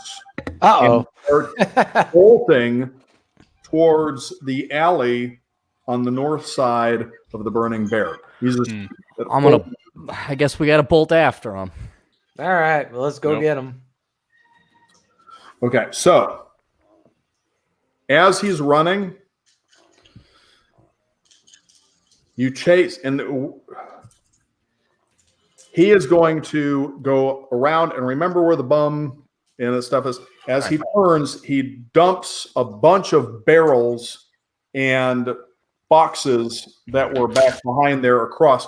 So I want each one of you to make a dexterity check. What about acrobatics for me?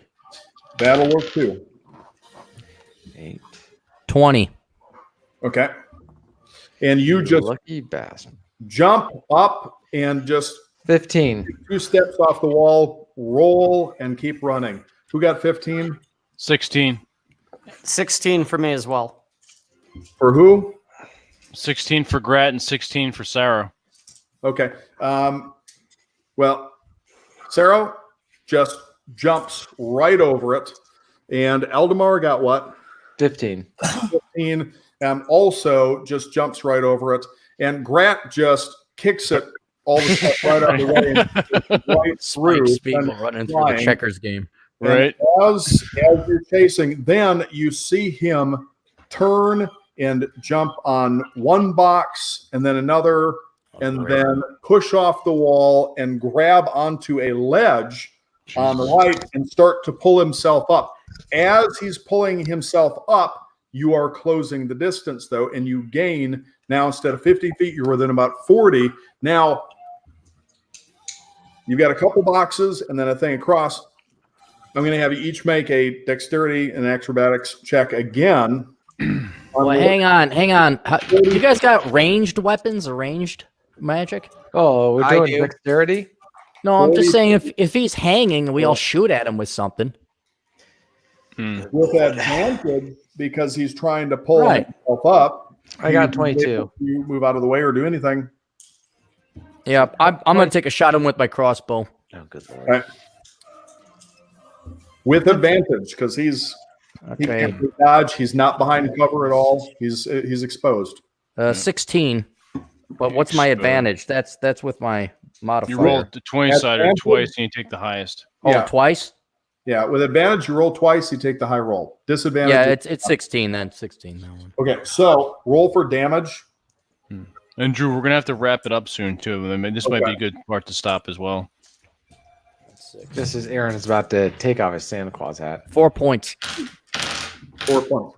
Okay, so this time you do manage to catch him in the back of the leg, and it just grazes his calf. But you can see it doesn't go in, but it draws a line across it, and blood sprays out a little bit across the wall. So then, what does everybody else do? I cast Eldritch Blast. Okay. Roll with advantage. 1d10. I'll throw a dagger. 2 points. Wait a second. What was your attack roll? Attack roll 12. Hopefully he falls. We don't kill him. 17. Okay, so 17 was your attack roll. What was the Yep. 2? That was the damage. You only rolled 2? Yeah. Okay. How do you roll a 2? Sounded The luck of the draw. As Gonna you're roll. running down, Sparrow, you see Sparrow just Sarah reach out with a hand, and this greenish ray just kind of leaps out, crackling through the air. And also, you're running, so it's a little tough, but just kind of flashes across the back of his neck and shoulder, and you see it just darken. The skin, the flesh starting to die as this ray goes across it. So hold on a second here. We get 2. And then, Grat, you're within I'm about gonna 3 feet. throw my dagger. All right, make a roll.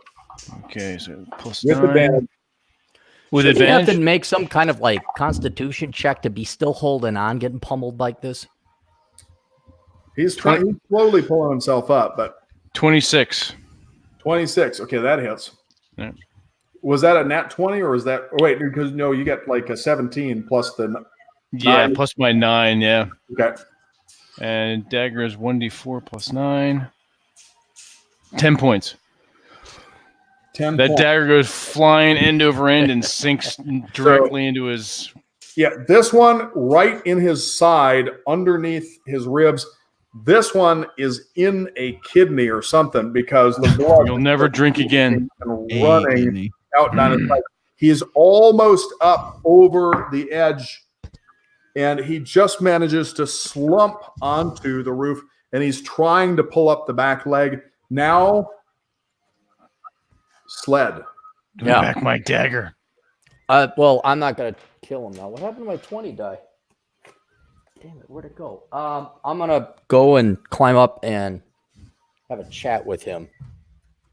Is what I'm gonna do once I find my 20 side. Oh, here's my 20 side. Get my dagger back. I'm gonna go up after him. So there's 40 feet. So you're able to now get within 30 feet. Everybody else is still running. So now you're within 10 feet. 10 feet. And right. he's trying to drag his leg up there. Now, this is about 10 feet up. There's Okay. a couple boxes on the right and barrels, boxes stacked that you could get up and then jump across to grab him, maybe.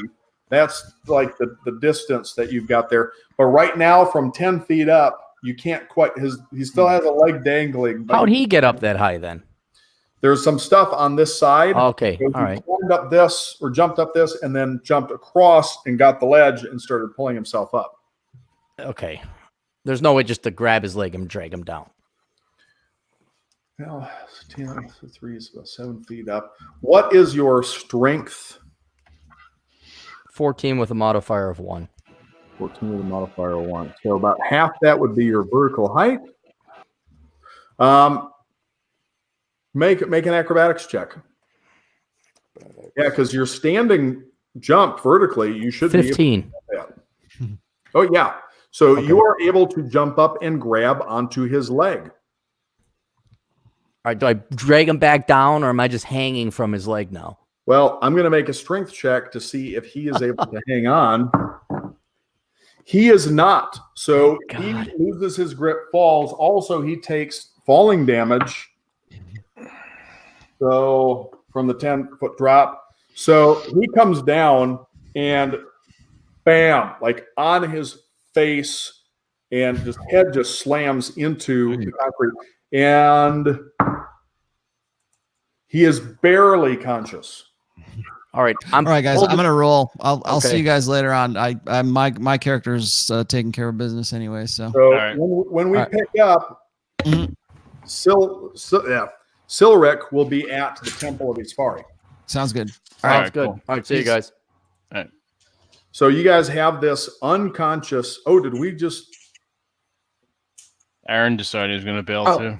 Ruh-roh. So you now have, and I don't want to keep going without everybody, but just to kind of recap for the people that are watching here.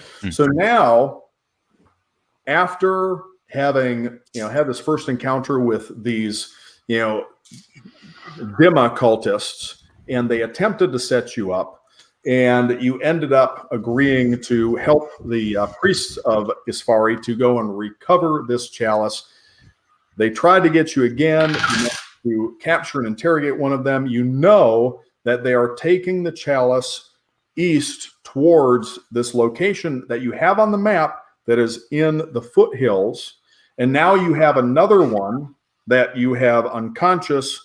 The one who, and you can see the hand is, there's some blood. It's still wounded. Now he's unconscious, and you've got him, or he's fading. His consciousness is fading, and you've got him. So I guess when we pick up next time, you've got this unconscious cult member. We'll just assume that we'll assume that his consciousness just slips out, simplifies it for where we pick up, and we'll just figure out what to do with him from there. So, thoughts? Well, Grat's not too smart, so he doesn't have too many thoughts. But as far as bless you there, Rob. If that was a sneeze. Yep.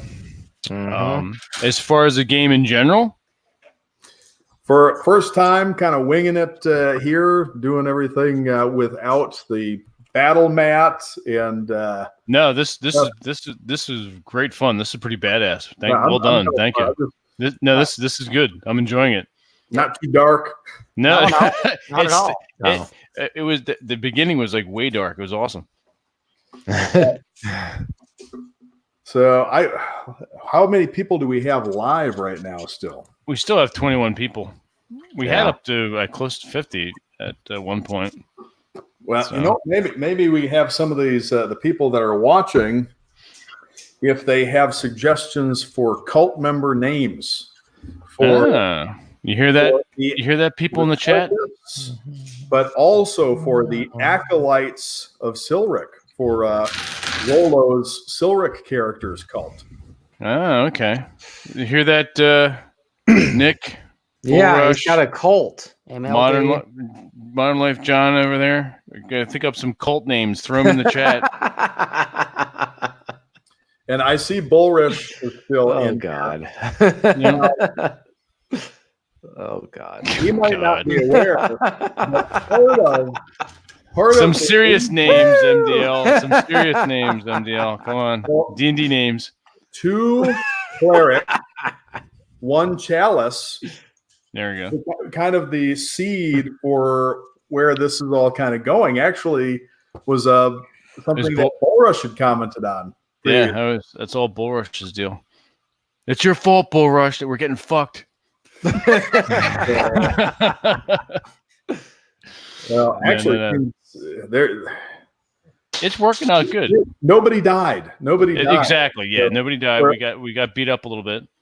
Although Sled stabbed you in the hand, or Sled's. Yeah. Well, I had to. Sled's out. Aaron is Sled, and Sled is Aaron. I don't care what the fuck he says. We all know the truth. So Aaron, you got to keep interest. You got to keep moving forward. So someone's asking, is this going to be an ongoing campaign? Yes. I'll keep playing as long as you guys want to keep playing. As long as it is. You want to watch. Yeah. Yeah. Let's keep it going. And if you don't want to watch, we're still playing. So there you go. That's right. So all right. Well, chat people, thank you for watching. Everyone who's going to be watching and listening later, thank you for joining us. I hope you enjoyed it. For those who have no idea what a D&D game is, now you know. This is what a Dungeons and Dragons game is. It's a shit ton of fun. We had a lot of fun playing this game with Drew. And not for nothing, it was a relief not having to deal with a fucking battle mat. Yeah. Usually, well, here's the thing. I've got stuff roughed out on the notepad in terms of some of the distances. So that I kind of, as long as, well, here's the thing. What do we really need to know? The distances. Yeah, that's about it. If we've got the distances and I have a rough idea of the layout, then you don't really need the battle map. And it would slow things down so much with this. It would. I mean, there are ways to do it. I mean, through like Fantasy Grounds and some of the other virtual tabletops. And once you got the hang of those, they work great for this. But for the people watching, if we're back and forth between the kind of theater of the mind stuff and the battle mats, once it goes to the battle mats and people are watching, this is much better. The way you're doing this is how I've always played D&D. It's just like exactly what we're doing. We didn't have, other than, you know, are they in range? Are they not in range? How long is it going to take to go? Old school D&D was like that. Yeah, you didn't play with all this other crap. So this is exactly what I'm used to. Yeah, no, this is good stuff. Thank you, Drew. Yes. Oh, Yeah, my thanks. pleasure. Yeah, this is absolutely excellent DMing, sir. Excellent DMing. Thank Yes. you. Guys in the chat, if you haven't already, hit the like button, subscribe if you haven't. Share this with someone that would get a kick out of D&D and want to know what that's all about and kind of want to see it of what it is like. This to me is a great example of a good D&D setup. And hopefully they join us next time too, because we're going to take Eldemar out to the mountains where he wants to be and beat his ass. Beat some stuff. Gonna happen, people. It's happening. We'll get to meet Rollo's cult. Yes, we will. Oh, That's great. Right. There we go. Oh, well. All right, cool. Hey, if it's not my turf, I'm not complaining. That's it. No, Drew, where can everyone find you on the internet? They can find me at baye.com. So BAYE.com. And it's all exercise stuff. I don't have any D&D stuff there. But I'm working on a blog on the D&D stuff on the side, because the setting that we're in is actually a setting that I've been working on for about 2 years. I've been running another group with some friends locally since we started in February of 2018 and been meeting every other week since then. So we're going to some places now that they've been through before. Right. And so there's already a little bit of history to some of these, as well as some of the other places, although we're going to go places that they have not been. So we're branching out in completely different directions. Gotcha. But so we got all sorts of stuff that's happening in the background too, and that you may or may not come across depending on where you guys want to go and what your characters are doing. So when that little further on, when I've got some more content and there's actually something to bother with there, then throw out the links to that. But right now it's just baye.com. Nice. Okay, excellent. And Rob? You can find me at robsays.net. There we have it. Short and sweet and brief. And speaking of brief, TJ, you're next. tjmartinell.com. Fantastic. I love it. And you can find me at masculinegeek.com. So everyone, once again, thank you for joining us for our first live D&D session. Drew Baye is the Dungeon Master, and all the rest of us, including Raul Tomasi and Aaron Clary, they had to head out, and we are going to do so as now. So everyone, enjoy your weeks, enjoy your weekend, and until next time, keep the fires burning, and may all your rolls be critical hits. Right.